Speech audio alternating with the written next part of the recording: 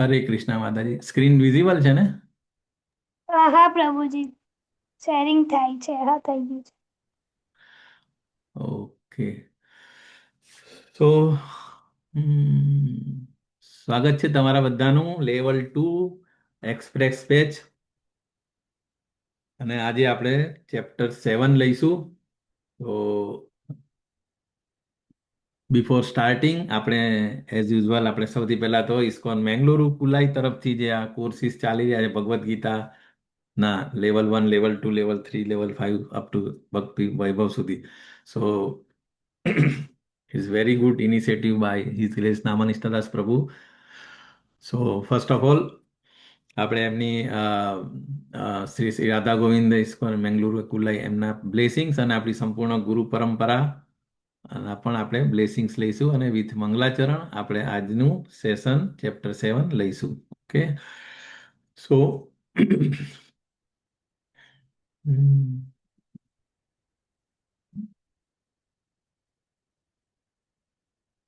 Blessings DT ના. Okay. હરે કૃષ્ણ પ્રભુજી, દંડવત પ્રણામ. યસ, દંડવત પ્રણામ માતાજી. So હરે કૃષ્ણ મંગલાચરણ, we'll પ્રભુજી. start with મંગલાચરણ. ઓમ અજ્ઞાનતિમિરાંધસ્ય જ્ઞાનાંજનશલાકયા ચક્ષુરુન્મિલિतं येन તસ્મૈ શ્રી ગુરુવે નમઃ.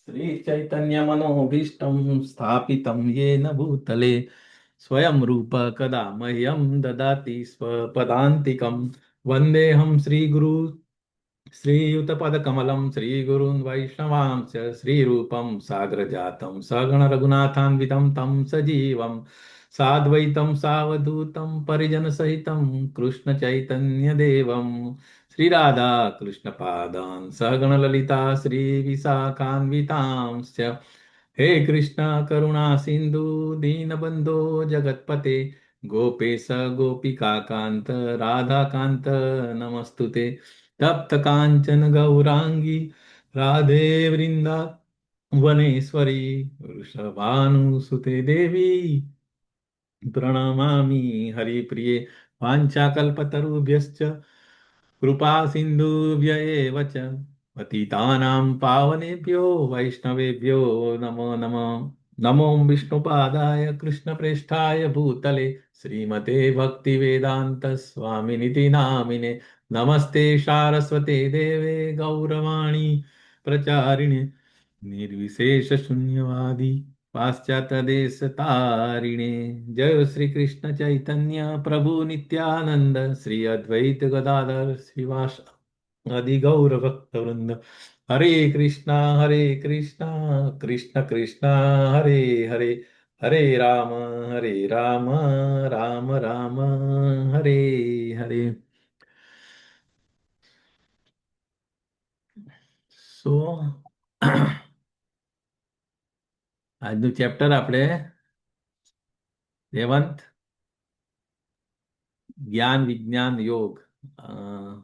તો આ ચેપ્ટર થી બેઝિકલી આપણે ભક્તિ યોગના ચેપ્ટર્સ શરૂ થાય છે. વી નો ભગવદ્ ગીતાના ટોટલ 18 ચેપ્ટર્સ છે અને 18 ચેપ્ટરમાંથી 1 થી 6 જે છે કર્મયોગના છે, 7 થી 12 ભક્તિ યોગ અને લાસ્ટ 13 થી લઈને 18 સુધીના એ જ્ઞાન યોગના ચેપ્ટર્સ છે.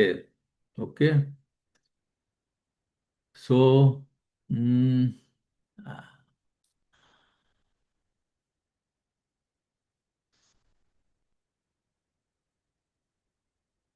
આપણે લેવલ 1 માંથી અત્યારે ફર્સ્ટ ટાઈમ લેવલ 2 કરતા હોય કેટલા લોકો છે? હેન્ડ રેસ કરો.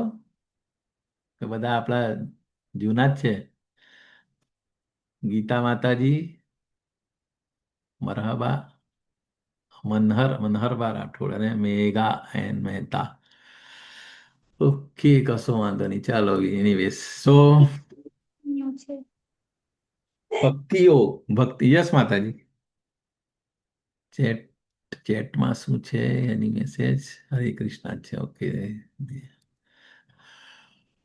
તો હવે એક તો યસ, તો કર્મયોગ અને જ્ઞાન યોગના ચેપ્ટરની વચ્ચે જે ઇમ્પોર્ટન્ટ 6 ચેપ્ટર જે છે એ ભક્તિ યોગના છે. એને આપણે લેવલ 1માં આપણે જોતા હોઈએ છીએ કે Y it is kept in between. Sandwich, જે રીતે સેન્ડવિચ હોય તો સેન્ડવિચની અંદર જે ક્રીમ હોય અથવા તો જે ઇમ્પોર્ટન્ટ વસ્તુ એને વચ્ચે પ્રોટેક્ટેડ રાખવામાં આવે, ઉપર નીચે લેયર્સ હોય, અથવા તો કોઈ જ્વેલરી હોય તો જ્વેલરી બોક્સ પણ આપણે જોતા હોય કે ઉપર નીચે અને વચમાં એને સેફલી રાખતા હોય છે. તો એવી જ રીતે ભક્તિ યોગના ચેપ્ટર્સ જે છે એ ભગવદ્ ગીતાની અંદર વચ્ચે રાખવામાં આવેલા હોય છે. સો આપણે 1 થી 6 અધ્યાય જે જોયા બરાબર, એ આપણે કર્મયોગના હતા. તો એનીવેઝ આપણે will directly go to our ભક્તિ યોગ ફર્સ્ટ ચેપ્ટર. કેમ મારું પેજ ચેન્જ થતું નથી? પરમેશ્વરનું જ્ઞાન, જ્ઞાન વિજ્ઞાન યોગ અથવા એનું પરમેશ્વરનું જ્ઞાન પણ ચેપ્ટરનું નામ કહેવાય છે. બરાબર. તો જસ્ટ આપણે ક્વિક રિવિઝન કરીએ. ભગવદ્ ગીતાના 6 ચેપ્ટરના જસ્ટ નામ બોલો ફટાફટ, 1 by 1. સો એટલીસ્ટ ઇન્ટરેક્ટિવ લાગે, નહીં તો પછી એમ લાગે હું એકલો જ બોલતો રહીશ. સિક્વન્સ પ્રમાણે એનીવન? હરે કૃષ્ણ.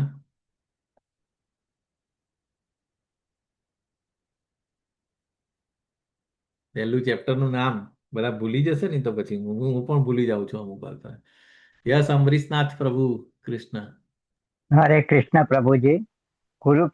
અધ્યાય 1 નું નામ છે કુરુક્ષેત્રની યુદ્ધભૂમિ પર સૈન્ય નિરીક્ષણ. બીજું ગીતાનો સાર. ત્રીજું કર્મયોગ. 4 નંબર છે દિવ્ય જ્ઞાન. 5 કર્મયોગ કૃષ્ણ ભાવનાયુક્ત કર્મ, અને 6 છે ધ્યાન યોગ, અને 7મું આપણું પરમેશ્વરનું જ્ઞાન. હરે કૃષ્ણ પ્રભુ. યસ, વેરી ના. અમુક ભગવદ્ ગીતાની અંદર સેકન્ડ ચેપ્ટરનું નામ સાંખ્ય યોગ પણ કહેવામાં આવે છે. પરંતુ આપણે શ્રીલા પ્રભુપાદની Bhagavad Gita as it is ની અંદર ગીતાનો સાર કહીએ છીએ. ગીતાનો સાર.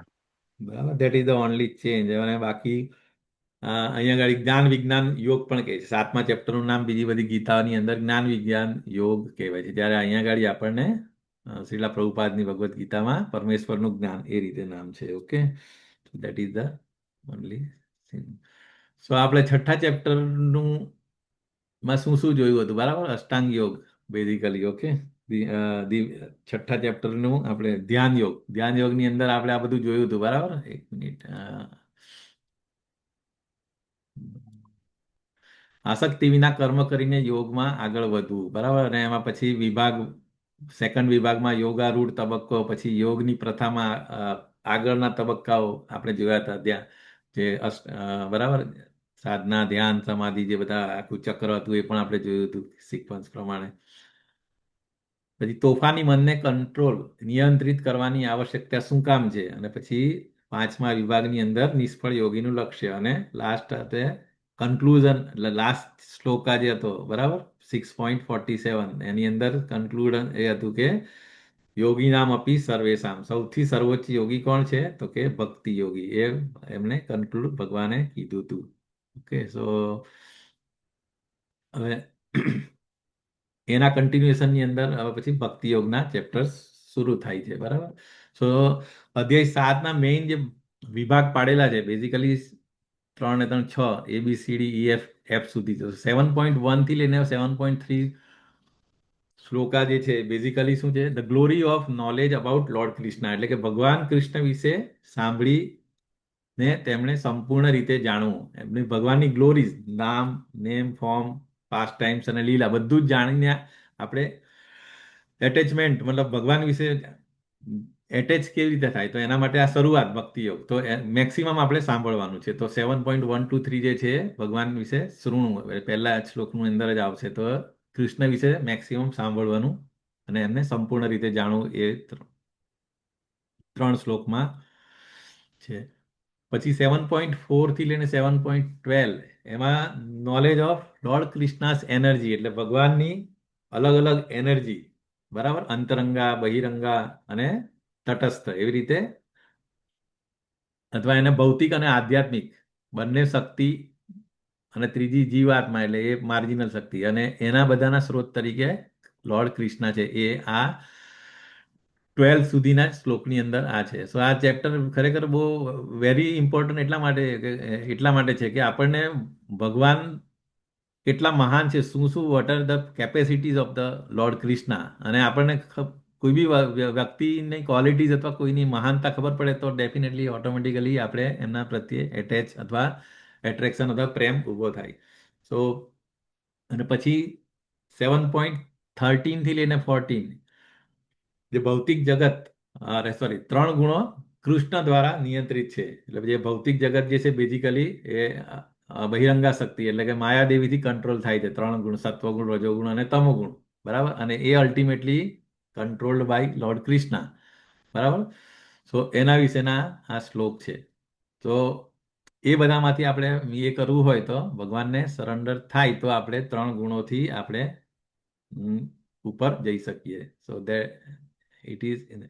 અને પછી 7.15 થી 19 એ અપવિત્ર લોકો એટલે કયા લોકો ભગવાનની પાસે જઈ શકે અને કયા લોકો ભગવાનથી દૂર જ રહેશે. એટલે આપણે જે કહીએ ને કે અપવિત્ર લોકો પાસે જ્ઞાનનો અભાવ હોય છે અને કૃષ્ણની ક્યારેય શરણાગતિ સ્વીકારતા નથી. એટલે દુષ્કૃતિનો કહેવાય ને દુષ્ટ લોકો, અપવિત્ર લોકો. અને પવિત્ર લોકો એટલે કે દૈવી લોકો કે જે જ્ઞાનનો વિકાસ કરી છે અને જે રિયલ નોલેજ છે, બરાબર, એને અને પછી ભગવાનને સમર્પણ કરે છે. તો આ રીતે 2 પ્રકારના લોકો, સુકૃતિના અને દુષ્કૃતિના, એ આ 4 શ્લોકોની અંદર વર્ણિત છે, બરાબર. અને પછી 7.20 થી લઈને 7.25 અન્ય લોકો જેમને કોઈ જાણકારી નથી, બરાબર. એટલે જે આ બે અમુક લોકો એવા પણ હોય છે કે જેને કશું જ ખબર નથી હોતી. તો એ લોકો શું કરે પછી?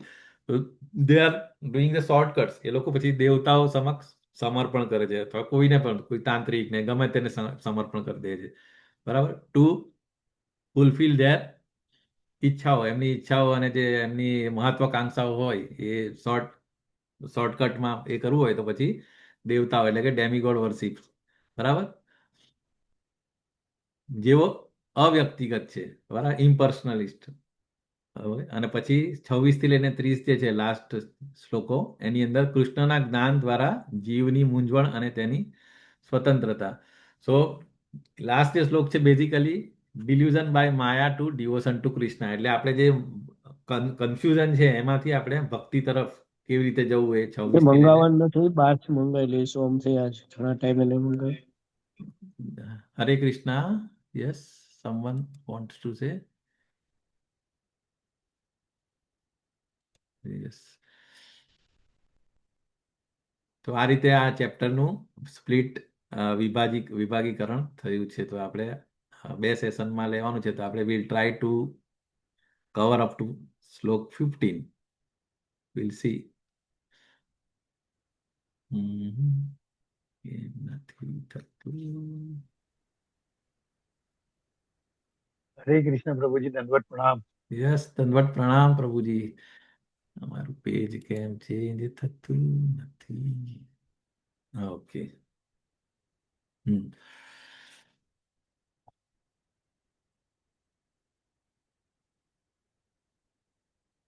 સો આપણે અધ્યાય 7નો સારાંશ, આપણે એનું વિભાગ કેવી રીતે કર્યું એ આપણે જોયા શ્લોક વાઇઝ, બરાબર. કયા કયા શ્લોકોમાં શું શું છે એ આપણે જોયું.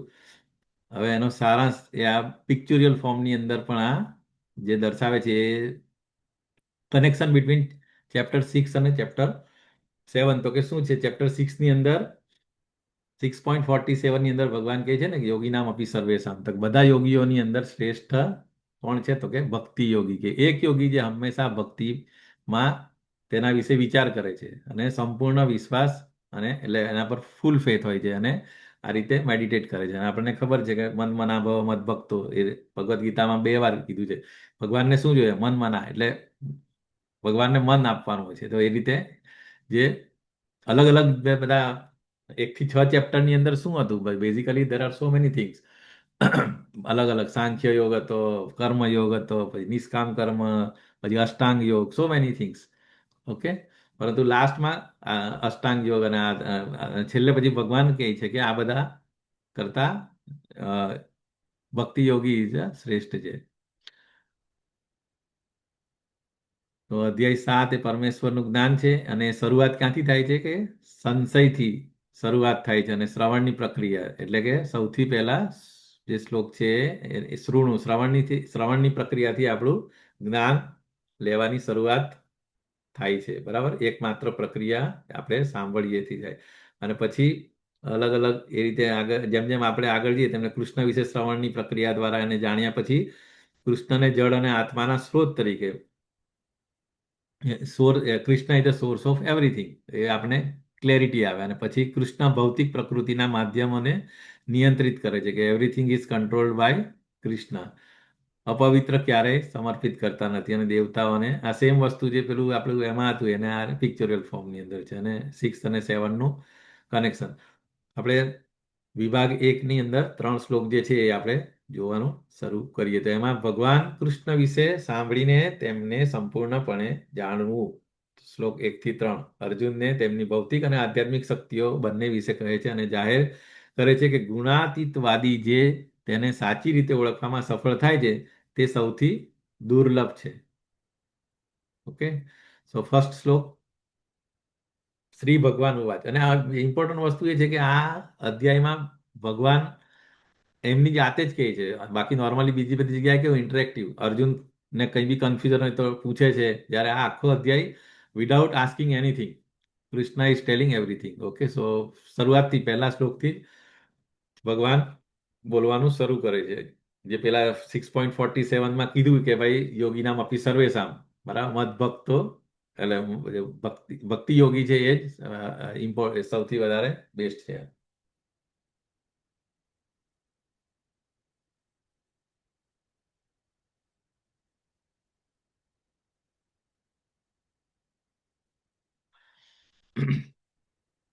શ્રી ભગવાન ઉવાચ મયि આસક્ત મના પાર્થ યોગમ યુંજન મત આશ્રય અસંશયમ સમગ્રમ મામ યથા જ્ઞાસ્યસી તત્ શૃણુ. તો અહીંયા આગળ તત્ શૃણુ આપણે લેવલ 1માં ઇમ્પોર્ટન્ટ શબ્દ જે હોય છે ને આપણે એ કરતા હોય ડિસ્કસ કરતા હોય કે આમાં કે આ શ્લોકની અંદર ઇમ્પોર્ટન્ટ કયા કયા બે શબ્દ છે. હરે કૃષ્ણ.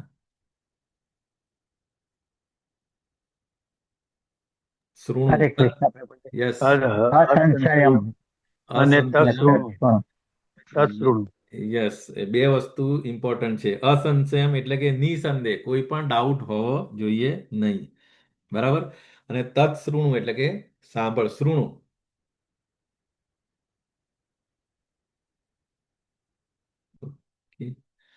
સો સાંભળવાનું ઇન્સ્ટ્રક્શન અહીંયા આગળ. અને આપણને ખબર છે કે ભગવદ્ ગીતા એ શું છે પ્રિન્સિપલ્સ છે બેઝિકલી બધા બધા જે ભગવાનના જે ભગવાને પોતાના મોઢેથી કીધેલા બધા પ્રિન્સિપલ્સ અથવા તો જે રૂલ્સ એન્ડ રેગ્યુલેશન્સ જે આપણે કહી શકીએ એ રીતે ફોર્મ્યુલાઝ લાઈફ મતલબ કૃષ્ણ ભક્તિ કરવાના કે લાઈફ કેવી રીતે જીવવું જેવી રીતે ઇન્સ્ટ્રક્શન મેન્યુઅલ હોય કે Bhagavad Gita is a manual. અને એ મેન્યુઅલમાં અમુક જે થંબ રૂલ જેવા આપેલા હોય કે ભાઈ આ કરવું આ નહીં કરવું ભક્તિમાં એ કરવું હોય તો કેવી રીતે શું કરવું કઈ ભક્તે કઈ કઈ ક્વોલિટીઝ ડેવલપ કરવી જોઈએ શું ખાવું શું પીવું મતલબ એવરીથિંગ લાઈક અ ગાઈડલાઈન એકદમ એ રીતે છે બરાબર. અને ભાગવતમ શું છે ભાગવતમ એ કૃષ્ણ પ્રત્યે આપણે કેવી રીતે પ્રેમ ઊભો થાય એના માટે એ ડીલિંગ વિથ ડિવોટીઝ કૃષ્ણ અને જે એના ભક્તો છે એ બે એ લોકોનું રેસિપ્રોકેશન છે બરાબર. સો ભાગવતમની અંદર આપણે જે સવાર રોજ જે શ્લોક બોલતા અને આ પહેલા શ્લોકના પર્પટમાં શ્રીલા પ્રભુપાદે પણ અહીંયા આગળ કીધું જ છે કે ભગવાન કૃષ્ણને જાણવાની પદ્ધતિ શું સી છે તો કે શ્રીમદ ભાગવતમના પ્રથમ સ્કંદમાં બીજા ચેપ્ટરના 5 શ્લોક છે 1.2.17 થી લઈને 21 સુધી બરાબર. સો કઈ રીતે કે તો શુણવતામ સુખતા કૃષ્ણ આપણે રોજ સવારે ભાગવતમના પેલા મંગલાચરણના શ્લોકો હોય જ છે તે એ જ શ્લોકો અહીંયા પણ મેન્શન કર્યા છે બરાબર. શૃણવતામ સ્વકથા કૃષ્ણ પુણ્ય શ્રવણ કીર્તન હૃદયંતસ્તો હિ અભદ્રાણી વિદુનોતિ સૃહસ્તતામ નષ્ટ પ્રાયેષ્વ અભદ્રેષુ નિત્યમ ભાગવત સેવય ભગવતી ઉત્તમ શ્લોકે ભક્તિર્ભવતી નૈષ્ઠકી. ડેલી આપણે ભાગવતમનું વાંચન અને શ્રવણ કરીશું તો શું શું થશે તો કે જે આપણે આપણી અંદર જે 3 ગુણો જે છે તમોગુણ રજોગુણ સત્વગુણ એ ધીરે ધીરે ઓછા થતા મતલબ એ થતા જશે ઓછા થતા જશે. ઓછા એટલે કે પ્યોરિફિકેશન થતું જશે અને લાસ્ટમાં શુદ્ધ સત્વ સુધી આપણે પહોંચી શકીએ. એટલે full Krishna consciousness that is about the three modes of material. Okay, so અને લાસ્ટમાં પછી શું થાય કે ભિદ્યતે હૃદયમ ગ્રંથિ છિદ્યંતે સર્વ સંશય, કે કોઈ જેટલા પણ ડાઉટ્સ હોય આપણને કોઈ પણ, એ બધા આપણા ડાઉટ્સ ક્લિયર થાય. અને ક્ષયંતે ચાસ્ય કર્માણી દ્રષ્ટ એવાત મનીશ્વરે. સો આ રીતે સ્ટેપ બાય સ્ટેપ જેમ જેમ ભગવત ભક્તિમાં વધુમાં વધુ દ્રઢ થતો જાય વિશ્વાસ, તેમ તેમ જેમ જેમ આપણે સાંભળતા જઈએ એમ એમ આપણી ભગવત ભક્તિ દ્રઢ થતી જાય અને પછી રજોગુણ તમોગુણમાંથી મુક્ત થાય અને ભૌતિક લોભ અને કામ એ પણ આપણું detachment, that all things are getting reduce. અને લાસ્ટમાં જે દુન્વયી મમતા જે છે, મી અને માઇન્ડ, બરાબર, એ બધું આપણે ધીરે ધીરે ઓછું થઈ જાય. અને ભક્તને આ રીતે અ, સમગ્રમ અ, અસંશય સમગ્રમ એટલે કે કમ્પ્લીટ ડાઉટ ડાઉટ જે બધા હોય કમ્પ્લીટ વેનિશ થઈ જાય અને ફૂલ ફેથ ઇન કૃષ્ણ. તો આ રીતે ઇમ્પોર્ટન્સ ભાગવતમ એટલા માટે છે કે ભગવદ્ ગીતા અને ભાગવતમ, અથવા તો ભગવદ્ ગીતામાં છે બધું, પરંતુ એનું એકચ્યુઅલ એપ્લિકેશન જે પેલું કહે ને થિયરી અને પ્રેક્ટિકલ, ભાગવતમમાં એવા નંબર ઓફ ડિવોટીઝના લાઈફ છે, બરાબર. પ્રહલાદ મહારાજ છે, ધ્રુવ મહારાજ છે, બધા એમના ઋષભદેવ છે, સો મેની એક્ઝામ્પલ્સ, વૃત્રાસુર, ચિત્રકેતુ. સો એમનું રેસિપ્રોકેશન અને ભગવાન સાથે કેવી રીતે એમણે ડીલ કરીને એમની લાઈફ એ કરી હતી. તો આપણું એટેચમેન્ટ ધીરે ધીરે વધે એના માટે Bhagavatam is very very important. એટલે જ્યાં ભગવદ્ ગીતા ફિનિશ થાય ત્યાંથી ભાગવતમ શરૂ થાય છે, બરાબર. તો એ એટલા માટે આપણે મેઇન ઇમ્પોર્ટન્ટ શ્રુણું એટલે સાંભળવાનું જે પ્રોસેસ છે એ વાય ઇટ ઇઝ ઇમ્પોર્ટન્ટ, એના માટે આ પહેલો શ્લોક એ રીતે છે. અને પિક્ચોરિયલ ફોર્મની અંદર એ રીતે કે ભગવાન તેને સાંભળવાની પ્રક્રિયા દ્વારા કેવી રીતે જાણવું તે સમજાવે છે. તો ભગવાન એટલે કે એબ્સોલ્યુટ ટ્રુથ, બરાબર. ઈશ્વર પરમ કૃષ્ણ સચ્ચિદાનંદ વિગ્રહ, અને એબ્સોલ્યુટ ટ્રુથ એટલે કે સંપૂર્ણ સત્ય છે. ભગવાનનું સર્વોચ્ચ વ્યક્તિત્વ. અગેઇન શ્રીમદ ભાગવતમ 1.2.11. તો આપણે એમને સમજવું હોય તો 3 સ્ટેજની અંદર આપણે સમજી શકીએ ભગવાન કૃષ્ણને. કયા કયા? તો કે બ્રહ્મ, પરમાત્મા અને ભગવાન. તો આની અંદર આપણે 2 એનાલોજી જોતા હોય છે, લેવલ 1માં પણ આપણે જોતા હોય છે. તો બ્રહ્મ, પરમાત્મા અને ભગવાન, કઈ કઈ એનાલોજી યાદ આવે છે તમને? હરે કૃષ્ણ.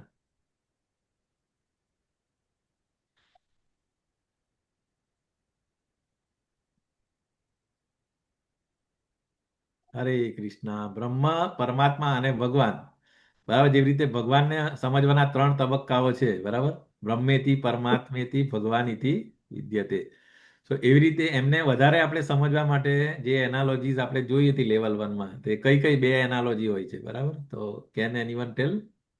હેન્ડ રેઝ કરી શકો અથવા એમ જ પણ અનમ્યુટ કરીને બોલી શકો. હરે કૃષ્ણ. એક તો પ્રભુ ટ્રેનની એનાલોજી હતી ને, ટ્રેન દૂરથી એક પહેલા લાઇટ દેખાય, પછી ધીરે ધીરે નજીક આવે એમ પછી દેખાય કે આ ડબ્બા છે, પછી કઈ ટ્રેન છે ખ્યાલ આવે, એ કહી શકાય ને? યસ પ્રભુ, યસ, વેરી નાઇસ. સો સૂર્યપ્રકાશ વાળું હતું. હા, સૂર્યપ્રકાશ વાળું હતું. હા, એક એનાલોજી એ પણ છે. તો આ 2 એનાલોજી, આ 3 વસ્તુ જે એ સમજાવવા માટે મતલબ ભગવાન બ્રહ્મા એટલે કે લાઈટ, જે રીતે પ્રભુજીએ કીધું કે આપણે ગામડાની અંદર એક રાતમાં એકાદ જ ટ્રેન આવતી હોય, આપણને ખબર છે. હું પણ ગામડામાં રહેતો હતો, ત્યાં રાતે એક જ ટ્રેન આવતી હતી. તો દૂરથી બધાને જોવાનું મન થાય, ટ્રેન ટ્રેન કેવી આવે. તો પહેલી વાર જોવા જાય તો એ તો દૂરથી આવે તો ખાલી લાઈટ દેખાય. તો એવી રીતે ભગવાનનું પણ એ જે મતલબ જે ઇફલ્જન્સ અથવા એ જે છે, અમુક લોકો કહેતા હોય ને કે ગોડ, ભગવાન એ ફક્ત લાઇટ, પ્રકાશ, બરાબર, એમનું કોઈ સ્વરૂપ હોતું નથી. પરંતુ જેમ જેમ એ નજીક આવે તેમ તેમ પ્રભુજીએ જે રીતે કીધું તે ટ્રેનના ડબ્બા, એન્જિન હોય, પછી ડબ્બા હોય, એ રીતે ખબર પડે. પછી હજી નજીક માઇન્યુટલી એ કરે તો પછી એની અંદર ખબર કે ડબ્બાની અંદર મુસાફરો હાલતા ચાલતા હોય, બેઠા હોય, કોઈ ફેરિયાઓ હોય. સો એકદમ મતલબ એક્ટિવિટી પણ હોય છે ટ્રેન.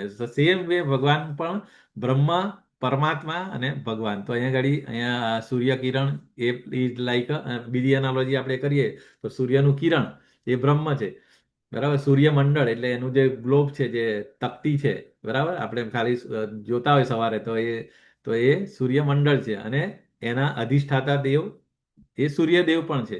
સો જેમ જેમ આપણે ડીપ સ્ટડી કરતા જઈએ, અન્ડરસ્ટેન્ડિંગ કરતા જઈએ, તેમ તેમ આપણને પરફેક્ટ નોલેજ આવે. સો બ્રહ્મ અને પરમાત્મા એ આંશિક અનુભૂતિ છે, બરાબર. જ્યારે ભગવાન જે છે એ સંપૂર્ણ વાસ્તવિકતા છે. તમે બ્રહ્મ અને પરમાત્માની અંદર સાથે તમે રેસિપ્રોકેશન નહીં કરી શકો, બરાબર. તમારું મતલબ હવે તમે એનું કોઈ ફોર્મ જ ના હોય, તમે એની સેવા નહીં કરી શકો, તમે એને મેડિટેશન નહીં કરી શકો. જ્યારે જે ભગવાન હોય એ વ્યક્તિ છે, બરાબર, અને ખરેખર ભગવાન એ વ્યક્તિ છે. બ્રહ્મ સંહિતામાં પણ એ મેન્શન કર્યું જ છે, ઈશ્વર પરમ કૃષ્ણ સચ્ચિદાનંદ વિગ્રહ, મતલબ સત ચિત અને આનંદ અને વિગ્રહ એમને ફોર્મ છે. ઓકે. તો આ રીતે એક શ્રીમદ ભાગવતમ 1.2.11 નો રેફરન્સ લઈને આ કીધું છું. પછી એક તમારું લેપટોપ,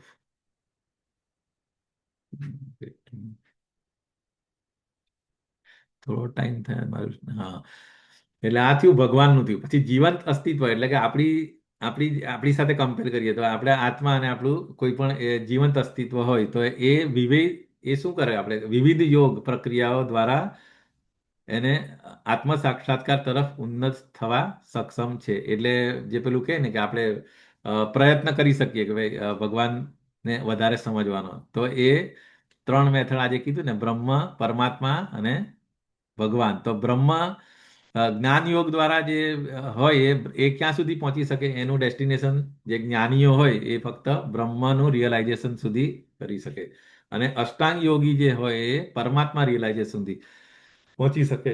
અને પરંતુ એ બંને સ્ટેજીસ જે છે એ આંશિક સાક્ષાત્કાર છે. પરંતુ ભક્તિ યોગ એટલે કે જે ડિવોટીસ છે, બરાબર, એ ભગવાનની સેવા કરી શકે અને ભગવાન જોડે એમનું આપલે કરી શકે, રેસિપ્રોકેશન કરી શકે.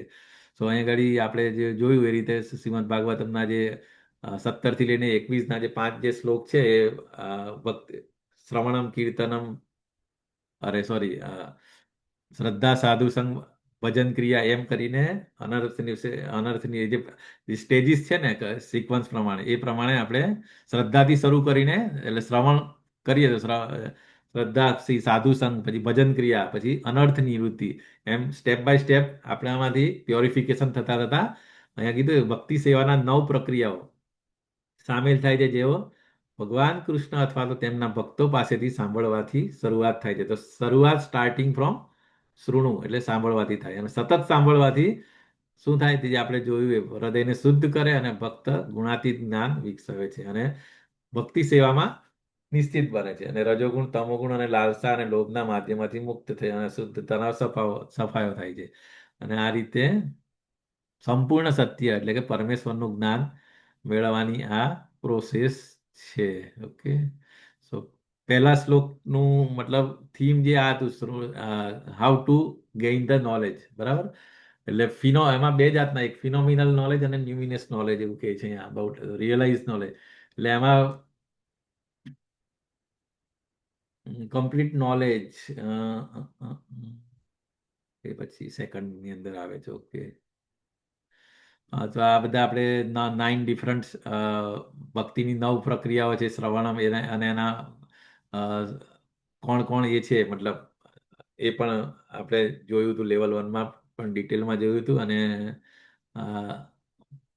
ભક્તિની 9 સેવા, અને દરેકમાં શ્રવણમમાં કોણ તો કે પરીક્ષિત મહારાજ, કીર્તનનમાં કોણ તો કે સુખદેવજી, પછી સ્મરણમ કે always remember Krishna, don't never forget Krishna, તેમાં પ્રહલાદ મહારાજ ગમે તેવી પરિસ્થિતિમાં પણ યાદ રાખતા ભગવાનને. પછી લક્ષ્મી દેવી, ઓકે, પાદ સેવનમ, અર્ચનમ પૃથુ મહારાજ, વંદનમ અક્રૂરજી, અને દાસ્યમ હનુમાનજી, અને લાસ્ટ અર્જુન એ સખ્યમ. સો ભક્તિની 9 પ્રોસેસ છે, અને એમના રિપ્રેઝેન્ટેટિવ જે એમને આખી આને શું કહેવાય, એકાંગી ભક્તિ. એક કોઈ પણ ભક્તિના 9 અંગો છે ટોટલ. 9 માંથી તમે એક પણ કોઈ પણ અંગ તમે પકડીને તમે પરફેક્શન લાઈફની અંદર લાવી શકો છો. એ વન પર્સન એક એક ભક્તિના અંગની એક્સેપ્ટ કરીને એમનામાં પરફેક્શન લાવી હતી. તો એ 9 એક્ઝામ્પલ છે. પરંતુ એવું કોઈ ઉદાહરણ છે કે જે મોર દેન વન, કે જેણે લાઈફની અંદર ઇમ્પ્લિમેન્ટ કરી હોય? Can anyone remember? Hare Krishna. Yes, Hiral માતાજી. હરે કૃષ્ણ પ્રભુજી, અમરીશ મહારાજ. યસ, વેરી નાઇસ માતાજી. સો અમરીશ મહારાજે આ બધી જ વસ્તુ, બરાબર, આપણને ખબર છે, સવય મન કૃષ્ણ પદાર વિંદ વાંચાંસી વૈકુંઠ ગુણાનુવર્ણને. સો એમની દરેકે દરેક ઇન્દ્રિયોને, બરાબર, ને ભગવાનના કામમાં લગાવી હતી, અને આ બધા જે નવે નવ પ્રક્રિયા, આઈ થિંક દરેકે દરેક એમને લાઈફની અંદર એમને. And Amrish Maharaj, we know he was the king of એ વખતે તો ભારત વર્ષ એટલે બધું જ કહેવાય આખા. એટલે એવું પણ નતું કે એમને કઈ કામ ધંધો નહીં હતા, એમની પાસે બધું હતું, પણ છતાં પણ એમનું સ્કેડ્યુલ એવું હતું કે એ નવે નવ ભક્તિના નવે નવ અંગ એમને એ ઇમ્પ્લિમેન્ટ કરેલા લાઈફની અંદર, અને we know detail about Amrish Maharaj. So that is called Anekangi Bhakti. So એકાંગી ભક્તિ અને અનેકાંગી ભક્તિનું આ રીતે તમે ઇમ્પ્લિમેન્ટ કરીને તમે લાઈફમાં પરફેક્શન લાવી શકો. વર્ષ નંબર 2. હવે હું તને પૂર્ણપણે ઇન્દ્રિયગમ્ય અને દિવ્ય એમ બંને જ્ઞાન વિશે કહીશ. આ જાણ્યા પછી તારે જાણવા યોગ્ય કશું જ બાકી રહેશે નહીં. હવે અહીં આગળ બે પ્રકારના નોલેજ, એક ઇન્દ્રગમ્ય અને દિવ્ય નોલેજ. ઇન્દ્રિયગમ્ય એટલે જે આપણે જોઈ શકીએ, મતલબ ઇન્દ્રિયોથી, આપણી ઇન્દ્રિયોથી જોઈ શકીએ એ. અને બીજું ટ્રાન્સિડેન્ટલ અથવા તો દિવ્ય નોલેજ.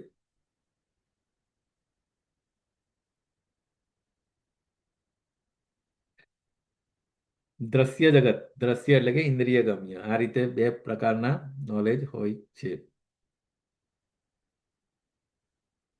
અહીંયા આગળ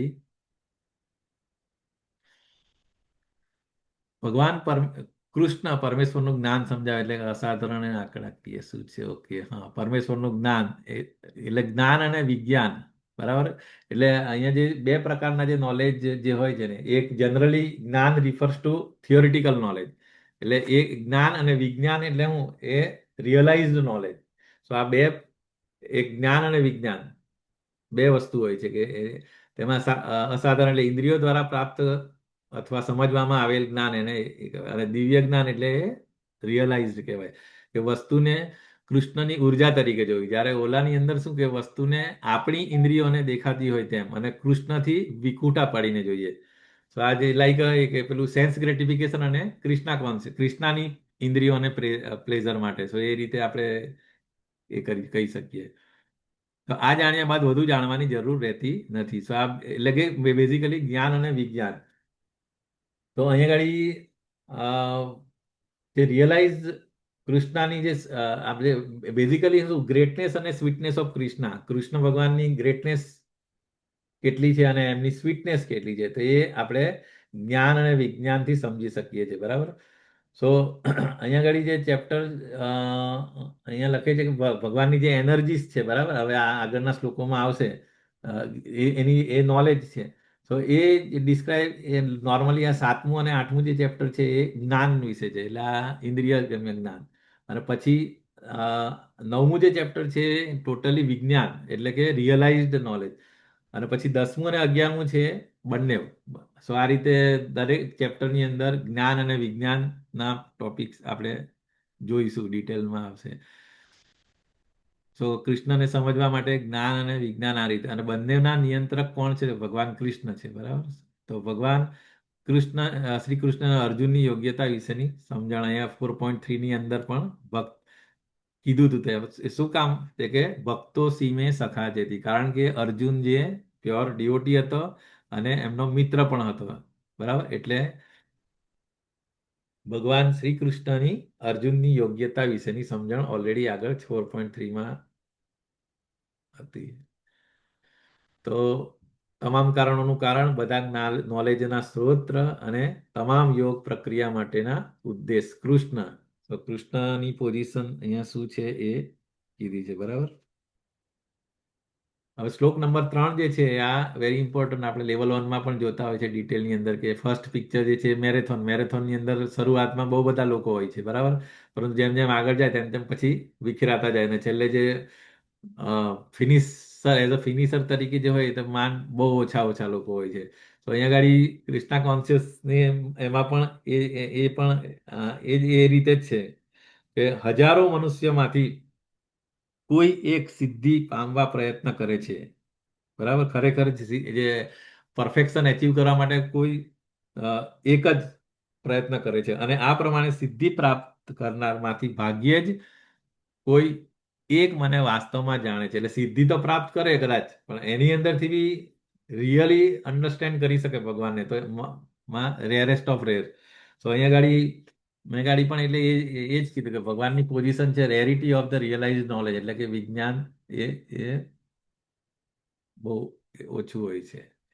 અને બીજું અહીંયા મનુષ્યની મોસ્ટ ઓફ ધ લોકો પીપલ હોય આપણે એ લોકો શું હોય ખાઓ પીઓ અને મજા કરો એ રીતે એમની મેન્ટાલિટીમાં લાઈફ સ્પેન્ડ કરી દેતા હોય છે, બરાબર.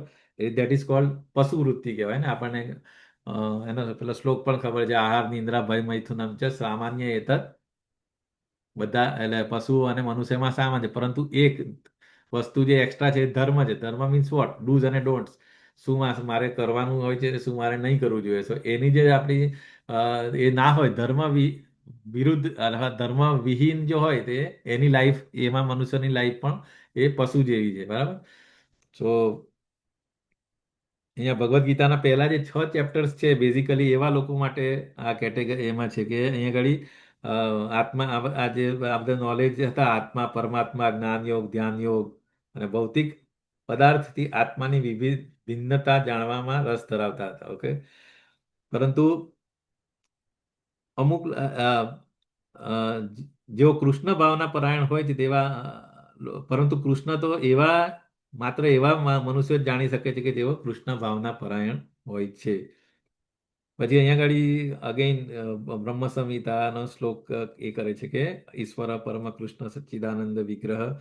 અને બીજું અહીંયા પણ એ પણ એક ભક્તિ રસામૃત સિંધુનો પણ એક જે શ્લોક બહુ સરસ છે કે અમુક લોકો ભક્તિ કરતા હોય પરંતુ એ ભક્તિ કેવી હોય કે એની અંદર એ શ્રુતિ સ્મૃતિ પુરાણ આદિ પંચરાત્ર વિધિ વિના, એટલે શાસ્ત્રોનો કોઈ રેફરન્સ ના હોય એમાં, બરાબર. આમાં શ્રુતિ સ્મૃતિમાં બધું આવી ગયું, બરાબર. ઓકે, આપણે કહીએ ને ગુરુ સાધુ શાસ્ત્ર અને પંચરાત્ર, કે એમાં આપણે નારદ મુનિએ પંચરાત્ર વિધિ ડિટેલમાં આખી લખેલી કે કેવી રીતે ભગવાનની અર્ચ વિગ્રહની સેવા કરવી, બરાબર. સો એવી ભગવત ભક્તિ કે જે ઉપનિષદો પુરાણો અને નારદ પંચરાત્ર જેવા પ્રમાણભૂત વૈદિક ગ્રંથોની ઉપેક્ષા કરે છે તે સમાજમાં નિરર્થક ઉત્પાત રૂપ હોય છે. એટલે અનનેસેસરીલી કહેવાતું ટાઈમ વેસ્ટ અને એનાથી કે લોકોનો ઉદ્ધાર થતો નથી. ઓલવેઝ પ્રભુજી એક્ઝામ્પલ આપતા હોય છે કે આજકાલ જે ગણપતિ ઉત્સવ, બરાબર, અને બીજું નવરાત્રી, બંનેની અંદર જે રીતે સેલિબ્રેશન થઈ રહ્યું છે તો એનો કોઈ મતલબ હોતો નથી કે આવી રીતે કોઈ શાસ્ત્રોની અંદર કોઈ રેફરન્સ નથી કે અને એ લોકો એ પ્રમાણે ફોલો કરતા નથી. જે રીતે આપણે ઇસ્કોનમાં ડીટી વર્શિપ જે થતી હોય નારદ પંચરાત્ર પ્રમાણે થતી હોય, બરાબર. ભગવાનને કે કયા કયા ટાઈમે ભોગ આપવાના, એમની શું કઈ રીતે સેવા કરવાની, ઉઠાડવાનું ઊંઘાડવાનું બધી, તો એ પ્રમાણે આપણે ખબર છે કે 10 દિવસ ગણપતિની સ્થાપના કરી હોય, પણ એ ગણપતિની સ્થાપના કરીને પછી શું શું થતું હોય રોજ રાત્રે ત્યાં આગળ પંડાલમાં એ આપણને બધાને ખબર છે. સો એટલે આ ટાઈપની જે ભક્તિ છે, બરાબર, તો એનો કોઈ મતલબ નથી હોતો. અને સેમ વસ્તુ એવી રીતે નવરાત્રિમાં પણ શક્તિ પૂજાના નામે બધું એવું એવું બધું વસ્તુ થતું હોય છે. સો દેટ ઇઝ રિયલી મતલબ એક્સ્ટ્રીમ હોય છે કે ખરેખર એના કરતાં તો આપણે નહીં કરીએ તો વધારે ઇટ્સ ગુડ. તો આ રીતે સમાજની અંદર જે કહે ને કે ઉત્પાત રૂપ હોય છે, તો અત્યારે જે રીતે સેલિબ્રેટ થઈ રહ્યા છે ઉત્સવો, તો દેટ ઇઝ રિયલી ઉત્પાત રૂપ છે, બરાબર.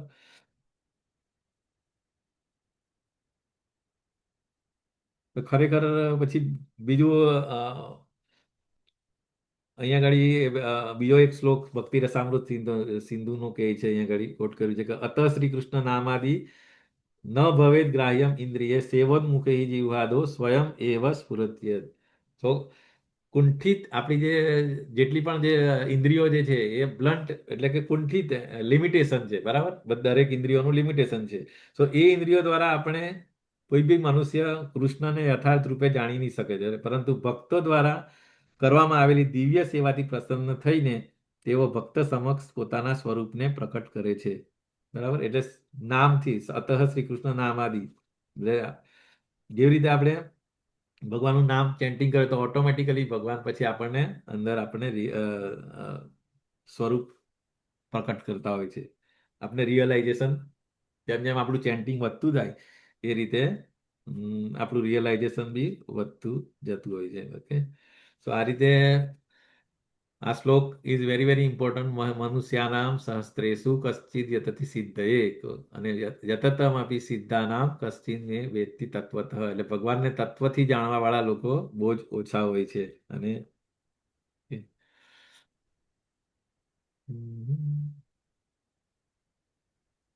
તો માણસની જુદી જુદી કક્ષાઓ જેવી અલગ અલગ જે આપણે જે ડિસ્કસ કર્યું એ રીતે આહાર, નિદ્રા, ભય, મૈથુન નામ સામાન્ય રીતે મોસ્ટ ઓફ ધ પીપલ, અને બહુ ઓછા લોકો હોય છે કે જે ગુણાતીત જ્ઞાન, આત્મા પરમાત્મા શરીર અને સંપૂર્ણ જ્ઞાન, ઓકે, જે શાસ્ત્રો અને અથવા તો પરંપરાથી લેતા હોય એવા લોકો બહુ ઓછા હોય છે. અધ્યાય 1 to 6માં જે રીતે જે પ્રોસેસ બધી આપેલી છે એ જે અલગ અલગ પ્રોસેસ છે, બરાબર, એનાથી એ પ્રયત્ન કરે છે. પરંતુ કૃષ્ણને જો સમજવું હોય તો પછી એના માટેની પ્રોસેસ શું છે કે સંપૂર્ણ સત્ય, બધા કારણોનું કારણ, ભગવાનનું સર્વોચ્ચ વ્યક્તિત્વ, તમામ સર્વ ઐશ્વર્યોથી પરિપૂર્ણ. સો આ કૃષ્ણને સમજવાની પ્રોસેસ છે. અને કૃષ્ણને માત્ર કૃષ્ણ ભાવનામૃત દ્વારા, અનન્ય ભક્તિ દ્વારા જ જાણી શકાય છે. ઓકે, અને ભક્તિની પ્રક્રિયા આ રીતે જાહેર કરવામાં આવેલી. અમુક લોકો કહે ને ભક્તિ સરળ છે, પરંતુ સરળ ખરેખર નથી જો રૂલ્સ એન્ડ રેગ્યુલેશન પ્રમાણે આપણે કરીએ તો. આ રીતે અને પછી બે ભક્તિ રસામૃત સિંધુના જે કોટ જે આપણે કીધું હતું એ પણ છે કે આ ત્રણ સિવાય ઉપનિષદ, પુરાણ અને નારદ પંચરાત્રમાં મેન્શન કરેલી એ સિવાયની જો ભક્તિ હોય તો એ ફક્ત સમાજમાં ડિસ્ટર્બન્સ ઊભા કરતી હોય છે, જે આપણે જોયું, બરાબર. તો વિભાગ 2 7.4 થી લઈને 7.12 કૃષ્ણને ભૌતિક અને આધ્યાત્મિક બંને શક્તિઓના સ્ત્રોત તરીકે જાણવું. હવે આપણે 7.4 ભૂમિ આપ અનલ વાયુ ખમ મન બુદ્ધિ એવ ચ અહંકાર ઇયમ મે ભિન્ના પ્રકૃતિ અષ્ટધા. પૃથ્વી, જળ, અગ્નિ, વાયુ, આકાશ, મન અને બુદ્ધિ તથા અહંકાર એ 8 મારી વિભિન્ન ભૌતિક શક્તિઓ છે. ભૌતિક શક્તિઓ એટલે કઈ શક્તિ કહેવાય એને? માયા શક્તિ, અપરા શક્તિ કહેવાય, અથવા માયા શક્તિ, મટીરિયલ એનર્જી. કૃષ્ણની મટીરિયલ એનર્જી છે, એટલે કે જે આપણે જોઈ શકીએ. પૃથ્વી, જળ, વાયુ, બરાબર, એટલે પંચ મહાભૂત કહે ને એ. ઓકે, અને આપણી બોડી બે જાતની હોય. એક ફર્સ્ટ સૂક્ષ્મ શરીર, પહેલા તો સૌથી ઇનર હોય આત્મા હોય, સોલની ઉપર કવરિંગ હોય એ સૂક્ષ્મ, અને પછી આઉટર કવરિંગ જે હોય એ ગ્રોસ અથવા તો સ્થૂળ શરીર. તો સ્થૂળ શરીર 5 વસ્તુનું બનેલું હોય છે: અર્થ, વોટર, ઇથર, એર અને અગ્નિ. પૃથ્વી, જળ, અગ્નિ, વાયુ અને આકાશ એ 5 પંચ મહાભૂત હોય એને સ્થૂળ શરીર કહેવાય. અને મન, બુદ્ધિ, અહંકાર એ સૂક્ષ્મ છે. એ સૂક્ષ્મ જે દેખાય નહીં એ ઇનર કવરિંગ, બરાબર. તો આ રીતે 8 એ મારી ભૌતિક શક્તિઓ છે એવું ભગવાન કહે છે.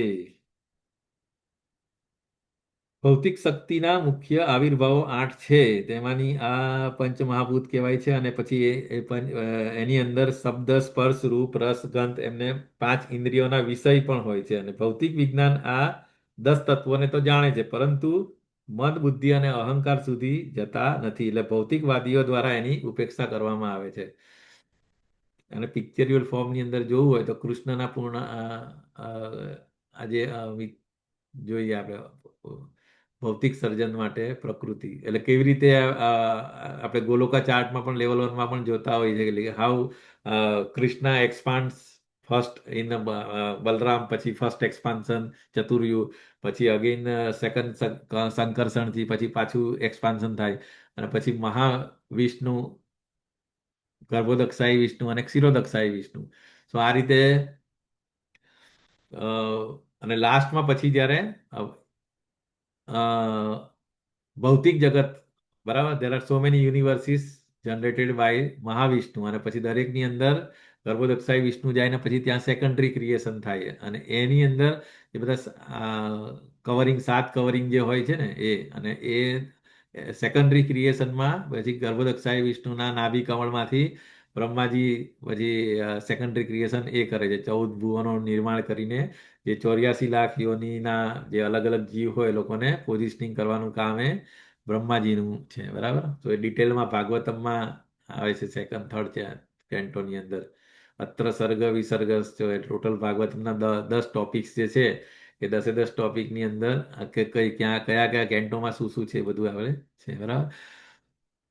તો મહાવિષ્ણુ અથવા કારણોદક્ષાયી વિષ્ણુ, તો સૌથી પહેલા એ એ જે છે એ કુલ ભૌતિક ઉર્જા બનાવે છે, એટલે not only one universe but there are an number of universe, બરાબર. એ coming out from the Mahavishnu અથવા કારણોદક્ષાયી વિષ્ણુમાંથી આવતા હોય છે. પછી ગર્ભોદક્ષાયી વિષ્ણુ એ પછી શું છે કે વિવિધતા દર્શાવવા માટે દરેક બ્રહ્માંડમાં એ પ્રવેશ કરે છે. જે રીતે બહુ બધા બ્રહ્માંડો આવ્યા, બરાબર, એમાં અને દરેક બ્રહ્માંડમાં પછી અગેઇન પાછા ગર્ભોદક્ષાયી વિષ્ણુ પ્રવેશ કરે છે. અને પછી સેકન્ડરી ક્રિએશન થઈ ગયા પછી જે દરેક અણુ અણુમાં પ્રવેશ કરવાનું કામ એ પછી એ ક્ષીરોદક્ષાયી વિષ્ણુ તરીકે દરેકના આત્મા જોડે, આત્મા મતલબ ચર અને અચર બંનેમાં, નિર્જીવ હોય એમાં પણ અને સજીવમાં પણ આત્મા સાથે પરમાત્મા તરીકે ક્ષીરોદક્ષાયી વિષ્ણુ પ્રવેશ કરે છે. તો આ રીતે એક્સપાન્શન થઈને આ રીતે જે કૃષ્ણને જાણતો નથી તે શું વિચારે છે કે ભૌતિક વિશ્વ જીવના આનંદ માટે છે, પરંતુ આપણને ખબર છે કે ભૌતિક વિશ્વ જે છે ઇટ્સ ફોર અવર રિફોર્મેશન, બરાબર, અથવા તો આપણું હોસ્પિટલ છે. આપણે અ, ભૌતિક વિશ્વને આપણે કાં તો જેલ તરીકે સમજી શકીએ અથવા તો હોસ્પિટલ તરીકે. જેલની અંદર કેદી શેના માટે આવે છે? રિફોર્મેશન, કોઈ પણ સજા કાપવા માટે આવીને પછી એ પાછું સુધરીને પાછો એ સજા એની પૂરી થાય તો એ વ્યક્તિ પાછી સુધરીને પછી એ પાછી સમાજમાં જઈ શકે. સેમ વે હોસ્પિટલની અંદર જ્યારે વ્યક્તિ બીમાર થાય તો હોસ્પિટલાઇઝ થાય, અને પછી જ્યારે ટ્રીટમેન્ટ લીધા પછી જેવો ઓકે થઈ જાય ત્યાર પછી એ અગેન એના ઘરે જઈ શકે. સેમ વે ભૌતિક વિશ્વ જે છે બેઝિકલી શેના માટે નિર્માણ થયું? Because of desire. 15મા અધ્યાયની અંદર આવશે શરૂઆતમાં કે આધ્યાત્મિક જગત આપણે બધા જીવેર સ્વરૂપ હોય ને, કૃષ્ણ નિત્યદાસ ભગવાનની સેવા કરતા કરતા અમુક જીવોને એવી ઈચ્છા થઈ કે ના, વાય આઈ શુડ સર્વ ઓનલી કૃષ્ણ, મારે પોતાની ઈચ્છા છે કે મને એન્જોય કરવું છે, મારે કંટ્રોલ કરવું છે. સો આ ઈચ્છા થઈ જીવને, એટલે પછી એ રિબેલ કરીને પછી જે રીતે એક પિતાના બે છોકરાઓ હોય, બરાબર, બિઝનેસમાં તો પેલા પિતાનો એક બિઝનેસ હોય એક જ, પરંતુ જ્યારે છોકરાઓ મોટા થઈ જાય તો પછી કે નહીં, મારે મારો પોતાનો બિઝનેસ ઇન્ડિપેન્ડન્ટલી કરવું હોય તો પછી એ પિતાથી અલગ છૂટા પડી જાય છે. તો સેમ વે આપણે પણ એ રીતે ઝઘડીને અથવા તો જીત કરીને છૂટા પડેલા દીકરાઓ છે ભગવાનના, બરાબર. પરંતુ ભગવાનને એના માટે બધી પ્રોવિઝન કરી આપે છે. એના માટે આખું ભૌતિક જગતનું નિર્માણ ભગવાન જ કરે છે. તો એ આપણે આ જે વસ્તુ જે છે ને એની અંદર એ જ બતાવે છે. તો પેલા જે વ્યક્તિ એ શું વિચારે કે ભૌતિક વિશ્વ એટલે ખાલી ખરેખર મજા કરવાનું છે, આપણે વિશ્વ જીવના આનંદ માટે છે, પરંતુ એવું નથી. ખરેખર જે ભૌતિક જગત જે છે એની અંદર જન્મ, મૃત્યુ, જરા અને વ્યાધિ, એ બરાબર ને? ભલે તમે સ્વર્ગલોકમાં હોય કે પાતાળ લોકમાં હોય, તમે દેવતા હોય કે ઇવન ઇન્ક્લુડિંગ એક નાનકડી કીડીથી લઈને બ્રહ્માજી સુધી, દરેકને જન્મ, મૃત્યુ, જરા અને વ્યાધિ આ 4 પ્રોસેસમાંથી પાસ થવું પડે છે. અને all the processes are very painful. જ્યારે આધ્યાત્મિક જગતની અંદર જે છે એ આ બધી વસ્તુ નથી, અને ત્યાં બધા નથી આ જન્મ, મૃત્યુ, જરા કે વ્યાધિ, કોઈ કશું જ નથી, કે ત્યાં નથી નોકરી કરવી પડતી કે નથી કશું નથી કરવું પડે, છતાં પણ જીવ અહીંયા અહીંયા આવ્યા પછી એમને એમ લાગે કે ના, આઈ એમ એન્જોઈંગ, આઈ એમ ઇન્ડિપેન્ડન્ટ. એટલે એ ખરેખર અ, એટલે જે કૃષ્ણને જાણતો નથી તે ખરેખર આવું વિચારે છે. પરંતુ once you we come in the Krishna consciousness, real knowledge આપણને આવે ત્યારે આપણને ખબર પડે કે આપણો એમ શું છે. Again going back to home, back to godhead, બરાબર. ખરેખર આપણી ખુશી આપણી ભગવાનની સેવા કરવામાં છે. ઓકે. તો જીવ પુરુષ છે અને નિયંત્રક ભૌતિક આનંદ માનનાર એવું જે ક્રિષ્ના કોન્શિયસમાં ના હોય એ વ્યક્તિ આવું વિચારે છે, બરાબર. તો ભૌતિક જગત કેવું છે? અલ્પકાલીન છે અને ત્રણ વિષ્ણુ દ્વારા નિર્દેશિત તમામ પ્રવૃત્તિઓ અને ભૌતિક જગતના ઘટકો કયા કયા છે? તો કે સ્થૂળ તત્વ, અ, પૃથ્વી, પાણી, અગ્નિ, વાયુ, ઈથર અને સૂક્ષ્મ તત્વો, જે આપણે આ શ્લોકમાં જે આપણે ડિસ્કસ કરીએ એ જ વસ્તુ છે. સો અહીંયા આધ્યાત્મિક જગત, ભૌતિક જગત અને કૃષ્ણની પોઝિશન અને એઝ અ જીવ જે ભૌતિક જગતમાં છે એની પોઝિશન શું છે એ આપણે ગોલોકા ચાર્ટમાં પણ આપણે સરસ રીતે આપણે સમજી શકીએ છીએ. ઓકે, તો બેઝિકલી અહીં આગળ ભગવાનની એટલે એનર્જી કઈ કઈ થઈ? ત્રણ એનર્જી થઈ ને. એક કૃષ્ણાની એનર્જી, બરાબર. આ શ્લોકની અંદર હજુ આવશે, પછી એ કરીએ, બરાબર. Okay, then will discuss again. So પાંચમા શ્લોકની અંદર શું છે કે વળી હે મહાબાહુ અર્જુન, આ નિષ્કૃષ્ટ શક્તિ એટલે કે જે મટીરિયલ અપરાશક્તિ હતી, બરાબર, ઉપરાંત મારી એક અન્ય ચડિયાતી પરાશક્તિ પણ છે કે જે જીવોની બનેલી છે અને જે ભૌતિક પ્રકૃતિ સાથે સંઘર્ષ કર્યા કરે છે અને તેના સંસાધનોનો ઉપભોગ કરે છે.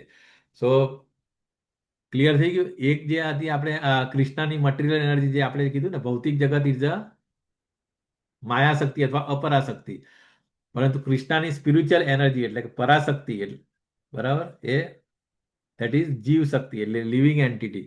જે લિવિંગ એન્ટિટી છે જે છે એ જીવ શક્તિ છે.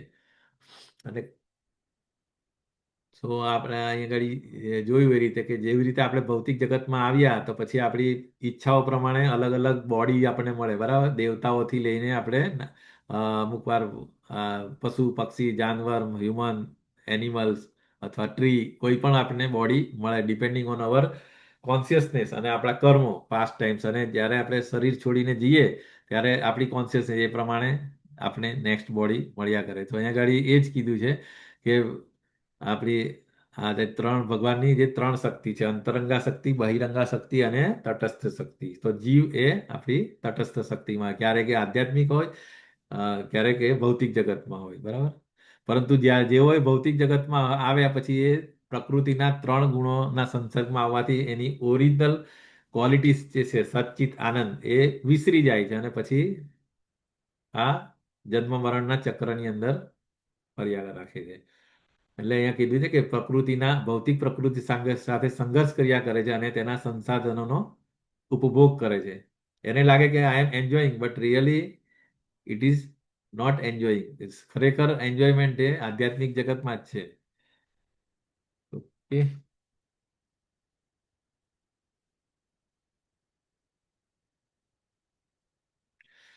7.6 7.6માં શું કહે છે કે સર્વ સર્જાયેલ જીવોનો ઉદ્ભવ આ બંને શક્તિઓમાં રહેલો છે. આ જગતમાં જે કંઈ ભૌતિક અને આધ્યાત્મિક છે તે સર્વની ઉત્પત્તિ તથા વિનાશરૂપ મને જાણે કે આ બે જે શક્તિ છે એ બંનેનો સોર્સ કોણ છે? તો એ ભગવાન કે હું પોતે છું. સર્વ જીવોનો ઉદ્ભવ, બરાબર, એટલે જીવોનો ઉદ્ભવ બી અને અને બંને આજે બે શક્તિ છે મટીરિયલ એટલે માયા શક્તિ અને અ, અપરાશક્તિ અને પરાશક્તિ. અને ઓકે, માયા અને અંતરંગા, બહિરંગા અને તટસ્થ, ત્રણે ત્રણ શક્તિ એ ભગવાનનું.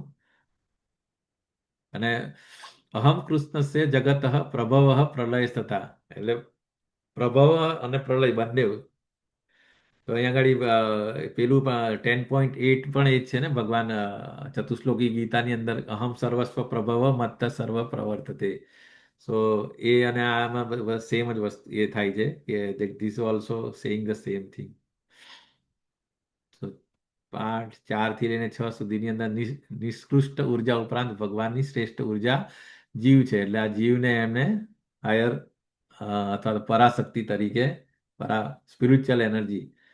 ઓકે, તો પરંતુ જીવ એ તટસ્થ કેટેગરીમાં આવે, પરંતુ એ છતાં બી એ પરા એટલા માટે છે કે એની quality wise it's spiritual quality, સચ્ચિત અને આનંદ એ એની ક્વોલિટી છે. પરંતુ મેં કીધું એ રીતે હમણાં ભૌતિક પ્રકૃતિના સંસર્ગમાં આવવાથી એની ઓરિજિનલ એ રિયાલિટી જે ભૂલી જાય છે. ઓકે, તો અંતરંગા એટલે આંતરિક ચડિયાતું, તટસ્થ એટલે સીમાંત એટલે કે માર્જિનલ પોટેન્સી કે ને ઇન્ટરનલ, એક્સટર્નલ અને માર્જિનલ. સો આત્મા એટલે જીવ માર્જિનલમાં આવે. ઓકે. અને ભૌતિક વિશ્વ સ્થૂળ, આ રીતે સ્થૂળ સૂક્ષ્મ એ ભૌતિક જગત, જે it's a part of, it is controlled through external. External એટલે કે માયા શક્તિથી કંટ્રોલ થાય છે. ભૌતિક જગત આખું શેના વડે કંટ્રોલ થાય છે? માયાદેવી, માયાદેવી, દુર્ગા દેવી. બરાબર. એટલે જે આ 8 પ્રકાર જે છે, સૂક્ષ્મ, સ્થૂળ અને સૂક્ષ્મ, ઇઝ અ પાર્ટ ઓફ ભૌતિક વિશ્વ. તો આ રીતે કૃષ્ણની એનર્જી, ઉર્જાઓ વિશે આપણે જોયું. હવે 7.7 ની અંદર ભગવાન બહુ સરસ કહે છે, મત્ત પરતરમ નાન્યત ન અન્યત કિંચિત અસ્તિ ધનંજય. બરાબર. મયી સર્વમ ઇદમ પ્રોતમ સૂત્રે મણિ ગણા ઈવ. કે આ રીતે અહીંયા આગળ એક પર્લની એટલે મોતીની માળા હોય, તો મોતીની માળાની અંદર જે દોરો જે દેખાતો નથી, પરંતુ બધા મોતીઓને મતલબ હોલ્ડ કરી રાખવાનું કામ એનું છે. સેમ વે કૃષ્ણની પોઝિશન પણ એવી છે. ભલે એ વિઝિબલ નથી, દેખાય નહીં આપણે અને ઇન્દ્રિયોથી, પણ દરેકે દરેક વસ્તુ જે છે it is controlled through Krishna only. અરે ઈશ્વર પરમ કૃષ્ણ, અહીંયા પણ એ જ કીધું છે. આ શ્લોકના નિષ્કર્ષ નીકળે કે પરમ પૂજ્ય, પરમ પૂર્ણ પુરુષોત્તમ પરમેશ્વર છે અને આધ્યાત્મિક અને ભૌતિક શક્તિઓના દ્વાર સર્વવ્યાપક છે. તો અહીંયા આગળ કૃષ્ણની એ કીધું છે. બરાબર. એમને Krishna is the maintainer, Krishna is maintainer અને સુપ્રીમ પર્સનાલિટી. બરાબર. ક્રિએટર, ડિસ્ટ્રોયર અને મેન્ટેનર. તો 7 શ્લોક જે છે basically is a supreme maintainer. Krishna explains how he maintain the world in the 4 verses. એટલે હવે આગળના 4 વર્ષ જે શ્લોક આવશે એની અંદર એ કહેશે કે કેવી રીતે એ મેન્ટેન કરે છે. બરાબર. Krishna is not only source, cause and basis of everything. Is the only, sorry, Krishna is the only source, cause અને બેઝિસ ઓફ એવરીથિંગ. કે બધાનું કારણ, બરાબર, અને બેઝિસ બધાનો. એટલે એટલા માટે એને કીધું સૂત્રધાર તરીકે. બરાબર. For instant Krishna said in 7.4 the element come from this. Okay. તો આ રીતે હવે 7.8 થી લઈને 11 એમાં આ એકચ્યુઅલી મિની વિભૂતિ યોગ. આપણે ખબર 10મો અધ્યાય આવશે ડિટેલમાં વિભૂતિ યોગ, કૃષ્ણ ક્યાં ક્યાં છે એ આપણે એ કરે. પણ આ એ પહેલા એટલે મિની મિની વિભૂતિ યોગ તરીકે પણ એને કહી શકીએ કે Krishna is all pervasive and essence of everything.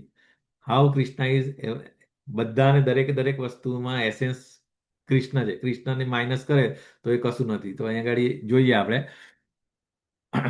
હે કુંતી પુત્ર અર્જુન, હું પાણીમાં શ્વાસ છું, સૂર્ય તથા ચંદ્રનો પ્રકાશ છું, વૈદિક મંત્રોનો ઓમકાર છું, આકાશમાં શબ્દ અને મનુષ્યમાં સામર્થ્ય હું છું. તો અહીંયા આગળ આ બધી વસ્તુ ભગવાને કીધું છે કે સૂર્યચંદ્રનો પ્રકાશ જે છે બેઝિકલી ક્યાં, શેમાંથી? કે બ્રહ્મજ્યોતિ. બ્રહ્મજ્યોતિ એટલે ભગવાનનું બોડીનું એફલ્જન્સ. એની અંદરથી સૂર્ય અને ચંદ્ર પણ પ્રકાશ લે છે. બરાબર. તો એ એટલે what is the, who is the main source? Krishna is the main source. તો અહીંયા આગળ પ્રકાશનો સૂર્ય અને ચંદ્ર, આપણે ખબર છે ચંદ્ર એ ચંદ્ર શેનામાંથી? સૂર્યમાંથી લે. સૂર્ય શાથી? તો એ બ્રહ્મજ્યોતિમાંથી લે છે. એવી જ રીતે અહીંયા આગળ બીજું પણ કીધું છે કે વૈદિક મંત્રોમાં ઓમકાર. ઓમકાર કોણ છે? તો એ યુ ઓમ, એ યુ એમ, ઓમ, એ પણ ભગવાન પોતે છે. બરાબર. કે દિવ્ય ધ્વનિ ઓમકારનું નોર્મલી આપણે કંઈ પણ એક નામ લેતા હોય તો એ દિવ્ય ધ્વનિ ઓમથી શરૂ કરે છે. બરાબર. ઓમકાર એ કૃષ્ણનું શબ્દ સ્વરૂપ છે. બરાબર. અને કૃષ્ણ ભાવનામૃતનું કાર્યક્ષેત્ર વ્યાપક છે. જે કૃષ્ણ ભાવના જાણે છે તે ધન્ય છે. તો આ પણ એક એ છે. ઓકે. બાકી પાણીની અંદર જે ટેસ્ટ જે છે, જે આપણને ખબર છે કે ખરેખર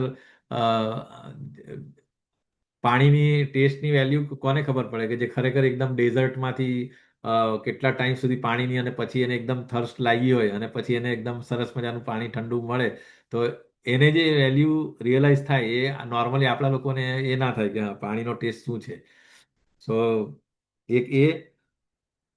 પછી બીજું આપણે ખબર છે કે જ્યારે આપણે નિર્જલા એકાદશી કરીએ અને પછી જ્યારે દ્વાદશ મતલબ એકાદશીનું પારાયણ કરીએ ત્યારે આપણે પાણી લઈએ ત્યારે આપણે ખબર પડે કે હા પાણી એ જે ટેસ્ટ છે તે કોણ છે? કૃષ્ણ છે.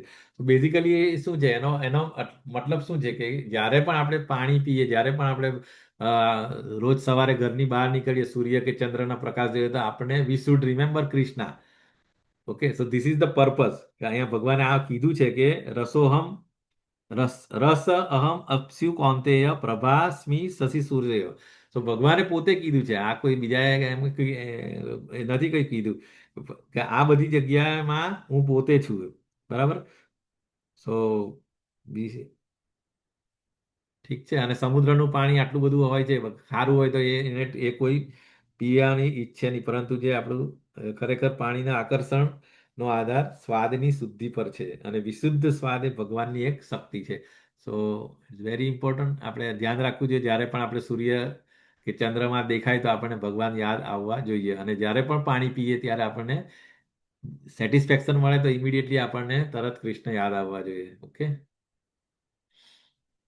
અને આગળ કન્ટિન્યુશનમાં પછી એક એક પુણ્યો ગંધ એવી જ રીતે પૃથ્વીની આદ્ય ગંધ સુગંધ અને અગ્નિની ઉષ્ણતા હું જીવ માત્રનું જીવન અને તપસ્વીઓનું તપ છે. તો આગળ એટલે કન્ટિન્યુએશનમાં પછી ભગવાને કે પૃથ્વીની આદ્ય સુગંધ. આપણને ખબર છે કે જ્યારે પહેલો વરસાદ આવે ત્યારે એટલી સરસ મજાની સુગંધ આવતી હોય, ભીની માટીની ગંધ યાદ આવે એવું કવિતા પણ હતી. એક એ છે. પછી જ્યારે આપણે પૃથ્વી જમીનની અંદર અલગ અલગ સીડ રોપે, ગુલાબનું રોપે તો ગુલાબની સુગંધ આવે. બરાબર. પછી ચમેલીની હોય તો ચમેલીની સુગંધ આવે. સો ઓરિજિનલ જે સુગંધ જે છે, પૃથ્વીની ઓરિજિનલ સુગંધ શું છે? તો કે એ ભગવાન પોતે છે, ભગવાનની વિભૂતિ છે. અને એમાંથી પછી ડિપેન્ડિંગ ઓન અલગ અલગ બીજ તમે અલગ અલગ ખુશ્બુ, એમાંથી અલગ અલગ ફૂલોની અલગ અલગ ખુશ્બુ આવે છે. અને પછી એવી જ રીતે અગ્નિની ઉષ્ણતા પણ ભગવાન પોતે છે. અગ્નિ એટલે ડિફરન્ટ ટાઈપ્સ ઓફ અગ્નિ. બરાબર. આપણે જઠરાગ્નિ રહ્યા છે એ પણ આપણે આગળના અધ્યાયમાં પણ આવશે. અહમ વૈશ્વાનરો ભૂતવા. સો એ અગ્નિ છે એ પણ ભગવાનની જ વિભૂતિ છે. એટલે ભગવાન એની અગ્નિની ઉષ્ણતા છે. અને એ જો અગ્નિ તમારું બુઝાઈ ગયો અથવા તો તમારી પાચન શક્તિ તો તમારું ગડબડ થઈ જાય, તમારે દવાખાનામાં એડમિટ થવું પડે. સો ઇમ્પોર્ટન્સ જેવી રીતે પાણીનું આપણે કીધું એવી રીતે અગ્નિ. ઓકે. એવી રીતે ઓરિજિનલ ભાઈ પૃથ્વીની ગંધ એ અને જીવ માત્રનું જીવન. Okay. Life of living entity એ પણ જે લાઈફ એર હોય એ પણ ભગવાન પોતે છે. અને તપસ્વીઓનું તપ. તો આ બધી વસ્તુ આપણને ભગવાનને કેવી રીતે આપણે યાદ આપણે આવે, મતલબ શું શું વસ્તુ. હવે કોઈ કોઈ કોઈ લિવિંગ એન્ટિટી હોય તો એ જોઈને બી આપણે ભગવાનની યાદ આવવા જોઈએ. અને એવું કે કહે છે ને કે સર્વસ્વ ચાહમ હૃદય સન્નિવિષ્ટ, એ પણ એ કીધું છે. તો દરેક જીવ માત્રનું જીવન જે જીવિત જીવિત વ્યક્તિ છે એને જોઈને આપણને એ યાદ ભગવાનને આવવા જોઈએ, ઇરિસ્પેક્ટિવ ઓફ આઉટર કવરિંગ. બરાબર. એ કોઈ પણ હોય, એ ગાય હોય, કૂતરો હોય, સાધુ હોય કે એક ડોગ ઈટર હોય, દરેક કોઈ પણ હોય, પરંતુ એ લિવિંગ એન્ટિટી છે. એટલે એ ઇટ્સ ભગવાનનું એ પોતા બીકોઝ ગોડ પરમાત્મા તરીકે ભગવાન એની અંદર પ્રેઝન્સ હોય છે. બરાબર. પછી બીજું એનર્જી ફાયર એટલે કે અગ્નિ. મોટી મોટી ફેક્ટરીઓ અને કોઈ પણ ઇન્ડસ્ટ્રી તમારે એ અગ્નિથી જ ચાલતી હોય છે. બરાબર. અગ્નિ વિના તમારા કોઈ બી કારખાના પણ નહીં ચલાવી શકાય. સો આ રીતે કૃષ્ણની ઓલ પરસેવિનેસ અને એસેન્સ ઓફ એવરીથિંગ આપણે એ રીતે કહી શકીએ. આગળ બીજમ મામ સર્વભૂતાનામ વિદ્ધિ પાર્થ સનાતન. હે પૃથાપુત્ર, જાણી લે કે હું જ સર્વ જીવોનો આદિ બીજ છું અને બુદ્ધિમાનોની બુદ્ધિ છું અને સર્વ શક્તિશાળી પુરુષોનું તેજ પણ હું જ છું. સો આ અગેન એટલે એ આગળ કન્ટિન્યુએશનમાં બીજનો અર્થ શું છે કે કૃષ્ણ સર્વના બીજ છે. એટલે પશુ પક્ષી મનુષ્ય એટલે જે લિવિંગ એન્ટિટી અથવા તો પછી વૃક્ષ અથવા તો અચર એટલે કે જે નિર્જીવ છે. બરાબર. જે ઉભા એટલે ઇન શોર્ટ ઓલ 84 લાખ યોનીમાં જે પણ કેટલાક ચર છે અને કેટલાક અચર છે એ બધા કોણ છે? એ બધાનો સોર્સ ભગવાન પોતે જ છે. એ રીતે કહીએ છીએ. બરાબર.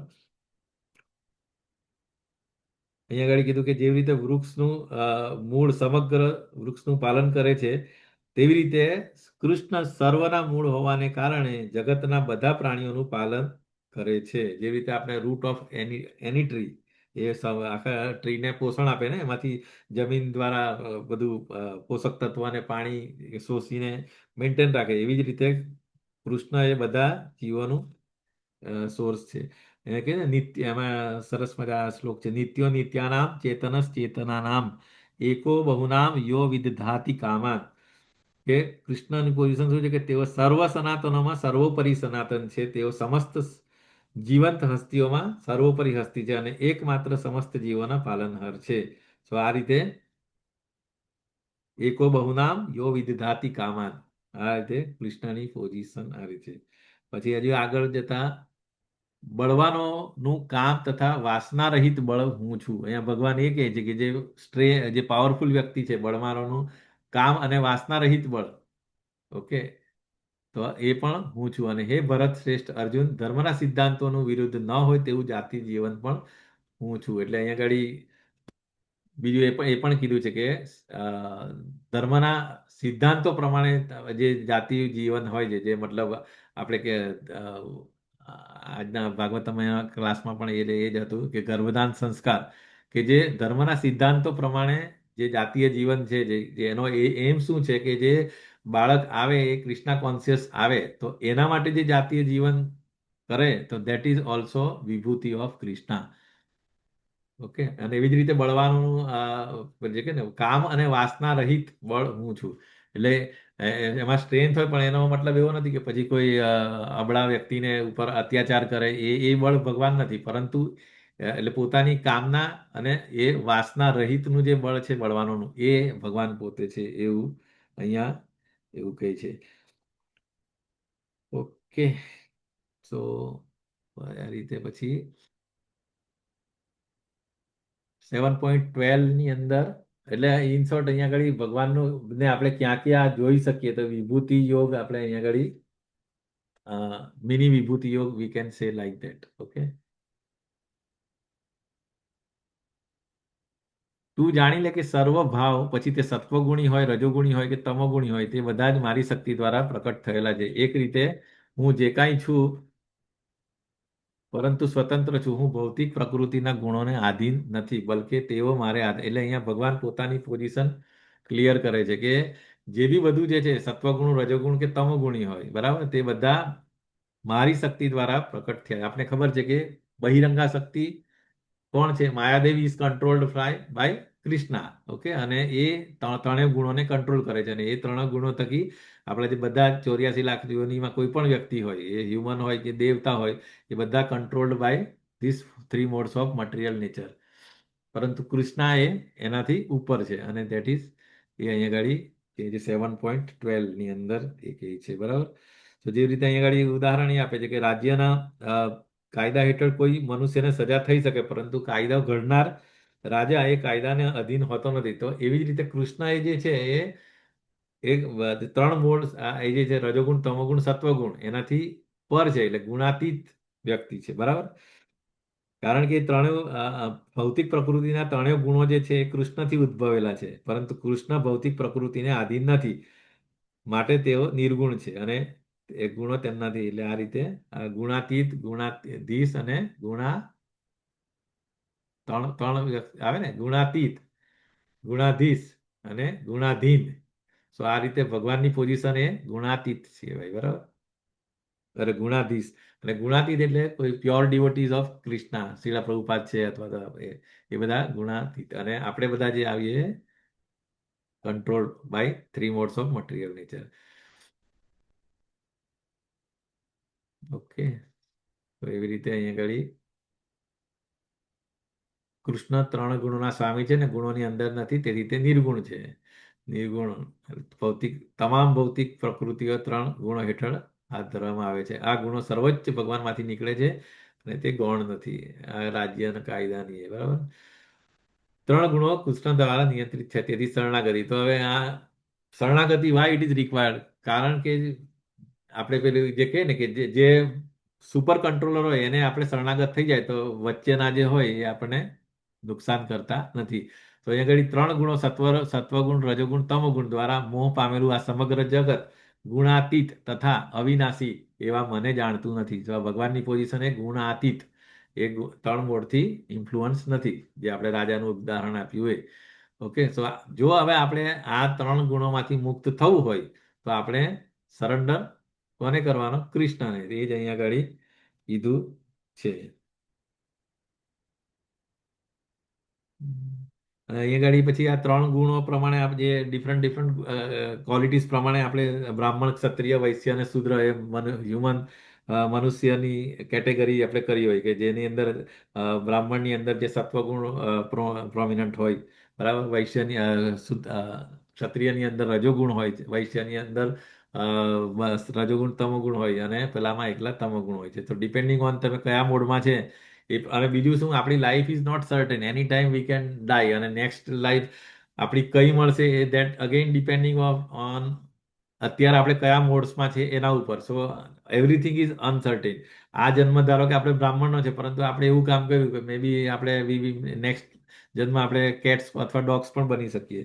સો આ મતલબ આ ત્રણ modes is very very difficult, મતલબ ઇન્ફ્લુઅન્સિંગ આ ભૌતિક જગતની અંદર. અને એટલા માટે વી have two be very careful કે ક્યારે ગમે ત્યારે થઈ શકે. એટલા માટે આપણે બને ત્યાં સુધી at least we have to try to stay in સત્વગુણ. એમ તો સત્વગુણ પણ બાંધે જ છે, આગળ 14મા અધ્યાયની અંદર ડિટેલમાં આવશે.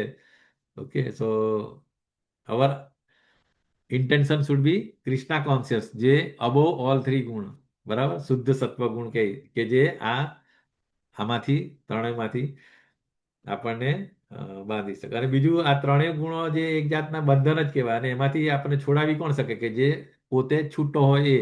તો અહીંયા કેસની અંદર પછી કાં તો ભગવાનના શુદ્ધ ભક્તો અથવા તો ભગવાન જ આપણને આ ત્રણેય ગુણોમાંથી આપણને છોડાવી શકે, બરાબર.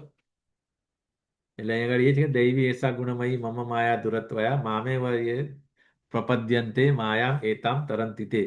ભૌતિક પ્રકૃતિના ત્રણ ગુણોથી બનેલી મારી આ દૈવી માયાને જીતવી અત્યંત દુષ્કર છે, પરંતુ જેઓ મને શરણાગત થઈ જાય છે તેઓ તેને સરળતાથી પાર કરી જાય છે. તો અહીંયા આપણને ઉદાહરણ જોયું કે ચિત્રની અંદર જે કોઈ એક વ્યક્તિ સમુદ્રની અંદર અથવા તો ભવસાગર, આપણે જે સંસાર છે ઇટ્સ લાઈક અ ભવસાગર, એનો કોઈ અંત જ નથી. સો એની અંદરથી જો આપણને ગમે એટલો ભારે તરવૈયો હોય છતાં પણ એ સમુદ્રને પાર કરીને પોતાની જાતને બચાવી નથી શકતો. પરંતુ જો એને કોઈ સર્વાઈવ કરવા માટે કોઈ હેલિકોપ્ટર અથવા તો કોઈ ઉપરથી એને દોરડું નાખે તો જ એ બચી શકે. સેમ વે આ ભૌતિક સંસારરૂપી ભૌતિક જગતના જે આપણે ભવસાગરમાં છે, બરાબર.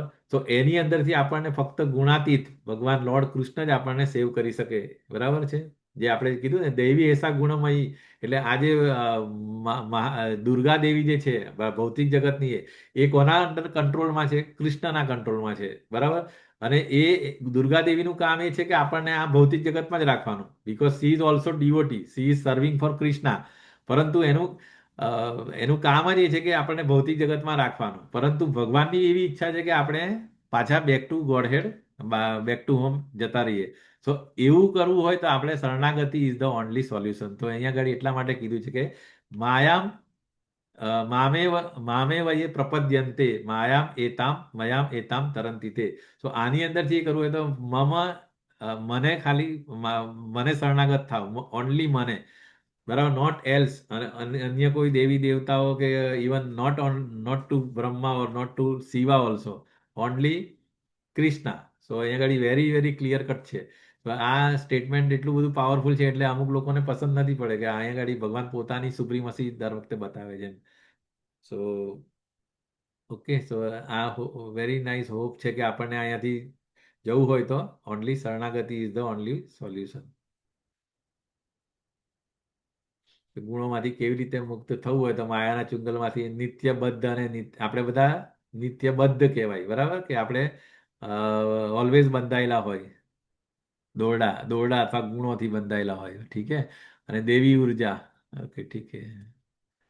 એટલે એ જ વસ્તુ. અને પછી એમાંથી મુક્ત થવું હોય તો માયા મેતામ તરંતી તે, જે કૃષ્ણને શરણે છે કે માયાના માલિક છે, બરાબર. તો શરણાગતિ દ્વારા સરળ છે અને આપણા પોતાના પ્રયત્ન દ્વારા એ મુશ્કેલ છે. તો આપણા જે આપણે બદ્ધ જીવ જે છે બરાબર, નિત્ય બદ્ધ જીવ જે છે એને કોઈ પણ, અને આપણે ક્યારે આમાં આવ્યા એ આપણો ઇતિહાસ કોઈ જાણી શકતું નથી, પરંતુ surrender, once you surrender, Srila Prabhupada always કહેતા હોય કે in a moment once you surrender you will be liberated from this material world. હવે છેલ્લો જે સારા ડી સેક્શન છે 7.15 આપણે એક શ્લોક જોઈશું 5 મિનિટમાં. તો દુષ્ટ વ્યક્તિમાં જ્ઞાનનો અભાવ છે અને તે ક્યારેય કૃષ્ણની શરણાગતિ સ્વીકારતા નથી. દુષ્ટ વ્યક્તિ બરાબર એટલે દુષ્કૃતિના. અને પુણ્યશાળી વ્યક્તિ જ્ઞાનનો વિકાસ કરે છે અને જ્ઞાનનો વિકાસ થાય એટલે પછી એ શરણાગતિ સ્વીકારે. તો અહીંયા બેઝિકલી દુષ્ટ અથવા તો દુષ્ટ એટલે કે અસુર પણ કહી શકાય એને, કે જે એને રિયલ નોલેજ ખબર નથી હોતી અને એને ઓલવેઝ કૃષ્ણના જે બી પ્લાન્સ હોય, જે કૃષ્ણને જે કીધું છે એનાથી ટોટલ ઓપોઝિટ લાઈફ ફોલો કરતા હોય છે અને ક્યારેય શરણાગતિ સ્વીકારતા નથી. જ્યારે પુણ્યશાળી વ્યક્તિ જો દૈવી સંસ્કારવાળા હોય એ લોકો સરેન્ડર થઈને જાય છે. તો અહીંયા વેરી ઇમ્પોર્ટન્ટ શ્લોક છે, ન મામ દુષ્કૃતિનો મૂઢા પ્રપદ્યંતે નરાધમા માયયા અપહૃત જ્ઞાનમ આસુરમ ભાવમ આશ્રિત. તો જે મનુષ્ય તદ્દન મૂર્ખ છે તેઓ મનુષ્યમાં અધમ તેમ છે, જેમનું જ્ઞાન માયા વડે હરાઈ ગયું છે. એટલે આ ચાર ચાર પ્રકારના લોકો જે તદ્દન મૂર્ખ, કે એ જે મૂર્ખ છે, જેઓ મનુષ્યમાં અધમ છે અને જેમનું જ્ઞાન માયા વડે હરાઈ ગયું છે, અને જેઓ આસુરી એટલે કે આસુરોની નાસ્તિક પ્રકૃતિ ધરાવનારા છે, એવા દુષ્ટો મારું ગ્રહણ કરતા નથી. તો દુષ્કૃતિ, અહીંયા આ શ્લોક એકચ્યુઅલી આનું શિલા પ્રભુપાદે બહુ ડિટેલમાં અને બહુ સરસ પર્પટમાં એક્સપ્લેન કર્યું છે. તમને ટાઈમ મળે તો રીડ કરજો અને it's really very nice, very wonderfully explain. તો પહેલા તો દુષ્કૃતિ શું કોને કહેવાય એની ડેફિનેશન કરી છે. દુષ્કૃતિ કે એની બુદ્ધિનો ઉપયોગ એ પરમેશ્વરની જે યોજનાઓ છે એના વિરોધ કરવા માટે જ કરતા હોય છે બરાબર. એટલા માટે એને નાસ્તિક અથવા તો નાસ્તિક યોજનાકાર અથવા દુષ્કૃતિ કહેવાય છે. અર્થાત તેની બુદ્ધિ તથા પ્રયાસ ગેરમાર્ગે દોરાયેલ હોય છે. તો આવા લોકોના ઉદાહરણ તરીકે અહીંયા હિરણ્યકશિપુ, રાવણ, પછી ભૌતિક દ્રષ્ટિથી વૈજ્ઞાનિકો, દાર્શનિકો, શાસકો, શિક્ષકો, વિદ્વાન હોવા છતાં તે બંનેની યોજનાઓ ધ્વસ્ત થઈ ગઈ. એટલે આ એની વાત કરે છે હિરણ્યકશિપુ અને રાવણની બરાબર, કે એ લોકો હાવ એ લોકોના મોટા મોટા પ્લાન હતા પણ છતાં પણ એ ધ્વસ્ત થઈ ગયા હતા. અને આ રીતે તો દુષ્કૃતિઓ અહીંયા ચાર પ્રકારના છે. સૌથી પહેલા એક મૂળ બરાબર. મૂળ એટલે કે અહીંયા આગળ ગધેડાને મૂઢા કોને કહેવાય, કે જે હાર્ડવર્ક કરતા હોય, એકદમ રાત દિવસ કામ કામ કામ કરતા હોય, સખત મહેનત કરનારા ગધેડા એટલે કે બોજાના પ્રાણીઓ જેવી અત્યંત મૂર્ખતા, કે જે ખરેખર જે 24 અવર્સમાંથી કદાચ 16-18 કલાકે ખાલી કામ જ કરે. શું કામ? કે સારામાં સારી સેન્સ ગ્રેટિફિકેશન તમે કરી શકો, પૈસા અને લક્ઝરી મળી શકે એના માટે એ ફક્ત earning spending all is energy end time to earn the money. Okay. અને જે ઇમ્પોર્ટન્ટ વસ્તુ જે છે ક્રિષ્ના કોન્શિયસનેસ અથવા તો એને હ્યુમન લાઈફની જે અલ્ટિમેટ ગોલ જે છે બરાબર, કે હ્યુમન લાઈફ જ એવી લાઈફ છે કે જે એમાં આપણે કૃષ્ણ કોન્શિયસનેસ એડોપ્ટ કરીને આપણે પાછા ગોલોકધામમાં જઈ શકીએ. બીજી કોઈ એવી યોની, બીજી કોઈ એવી એ નથી કે જે આમાં આપણે જઈ શકીએ. અને છતાં પણ આ જે કેટેગરીમાં આવતા લોકો હોય એ ટાઈમનો મિસયુઝ કરે છે અને બિલકુલ થોડો ટાઈમ પણ કૃષ્ણા કોન્શિયસનેસ ડેવલપ કરવામાં અથવા તો શાસ્ત્રોનું રીડિંગ, ભગવદ્ ગીતા, ભાગવતમ સાંભળતા નથી અને ગધેડાની જેમ ફક્ત સેન્સ ગ્રેટિફિકેશન, અલ્ટિમેટ એમ એ લોકોનો સેન્સ ગ્રેટિફિકેશન. એટલે કર્મી લોકો જે હોય એ મૂર્ખ કર્મી લોકોની આવી પરિસ્થિતિ હોય છે બરાબર. આવી કે રાત દિવસ ઊંઘે નહીં અને એકદમ ઉગ્ર કર્મ કરતા હોય છે. ઓકે. પછી આવે છે નરાધમ, એટલે માનવ જાતમાં સૌથી નીચું. અહીંયા નરાધમ શબ્દ આપણે આવે એટલે તરત આપણને જગાઈ મધાઈનું એક્ઝામ્પલ યાદ આવે. એમણે એવા એક બી કામ નહીં હતા કે જે એમણે નહીં કરેલા. ઇવન તો દે બોર્ન ઇન ધ બ્રાહ્મણ ફેમિલીમાં, પણ છતાં પણ એમના કર્મ એવા હતા નર આધમ, કે નરોની અંદર અધમમાં અધમ કામ કરતા હતા. એમણે બધા કરતા હતા બરાબર. પરંતુ છતાં પણ પ્યોર ડિવોટીના સંસર્ગમાં આવવાથી એમની લાઈફ ટ્રાન્સફોર્મ થઈ ગઈ હતી બરાબર. અને એ પણ આપને ખબર છે કે એકવાર ભગવાન એમને માફ નતા કરતા, પરંતુ જે એમના ભગવાનના પ્યોર ડિવોટી નિત્યાનંદ પ્રભુજીએ ત્યાં ચૈતન્ય મહાપ્રભુને ના પાડી કે તમે કળિયુગમાં આવી રીતે કેટલા લોકોને મારવાના એમ. તો you can not, you have to kill everyone in that case. So એટલે ઇન્ટરફિયરન્સ કર્યું હતું નિત્યાનંદ પ્રભુએ, અને પછી ભગવાનને રોકીને એમને પછી એમને ટ્રાન્સફોર્મ કરેલા હતા. સો નરાધમ લોકો પણ ભગવાનને શરણાગતિ કરી શકતા નથી, પણ છતાં પણ પ્યોર ડિવોટી હોય એમનાથી એ ચાન્સીસ છે કે કદાચ એ બચી શકે એની અંદર. પછી માયા દ્વારા ચોરાયેલું જ્ઞાન, માયા અપહૃત જ્ઞાન. તો એની અંદર શું આવે છે માયા? બેઝિકલી એટલે એ જ કહેવાય, એ નાસ્તિક લોકો જ કહેવાય. આસુરી સિદ્ધાંતો, અરે 16મા અધ્યાયની અંદર ડિટેલમાં એનું ડિસ્ક્રિપ્શન છે કે આસુરી વૃત્તિના વ્યક્તિઓ શું વિચારતા હોય, ભગવાનનું અસ્તિત્વ ગણકારતા ના હોય, કે આ બધી સંસાર ચાલે છે કે ઓટોમેટિક ચાલે છે, બરાબર, આમાં ભગવાન જેવું કશું હોતું નથી. અને આવા લોકોને પછી ભગવાન વારે વારે પછી એ આસુરી અને અધમ યોનિની અંદર જ નાખતા. એ ડિટેલની અંદર 16મા અધ્યાયમાં પણ અગેન આવશે. સો આ રીતે નાસ્તિક લોકો તેના મગજરૂપી કારખાનામાં આવેલા અનેક અવૈધ અવતારોને રજૂ કરે, એટલે કોઈને બી એ ભગવાન બનાવી દે, અને તેમના જીવનનું ધ્યેય માત્ર ભગવાનનો ઇનકાર કરવાનો હોય છે. જેવી રીતે હિરણ્યકશિપુ અને રાવણ શું કહેતા હતા કે આઈ એમ ધ ગોડ, બરાબર, મારી પૂજા કરો. વિષ્ણુ જે આઈ એમ ધ પાવરફુલ દેન વિષ્ણુ, અને એટલે એનો એમ હતો. So that is like this. પછી આસુરી ભાવ એટલે કે ભગવાન પ્રત્યે ઈર્ષ્યા, નાસ્તિકો અને એ.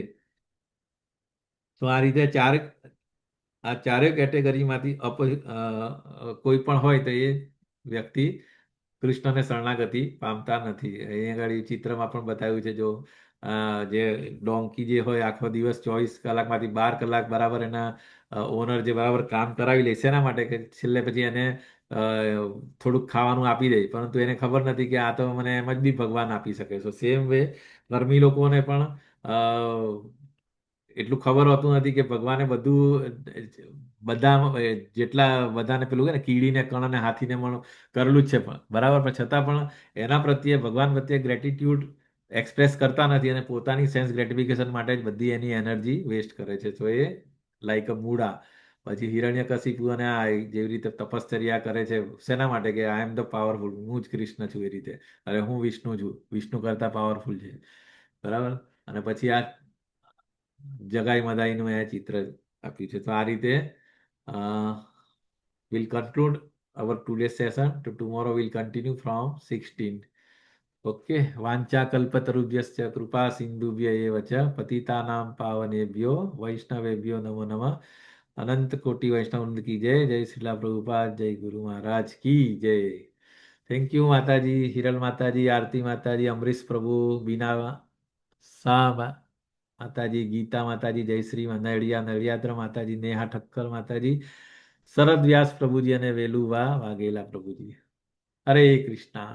થેન્ક યુ પ્રભુજી, માતાજી, હરે વંશજે. હરે કૃષ્ણ પ્રભુજી, દંડવત હરે પ્રણામ. કૃષ્ણ પ્રભુજી. હરે કૃષ્ણ પ્રભુજી, રેકોર્ડિંગ સ્ટોપ. હરે કૃષ્ણ પ્રભુજી. યસ, વાંચા પ્રણામ. કલ્પતરુ. થઈ ગયું ને? Okay, yes. Recording stop.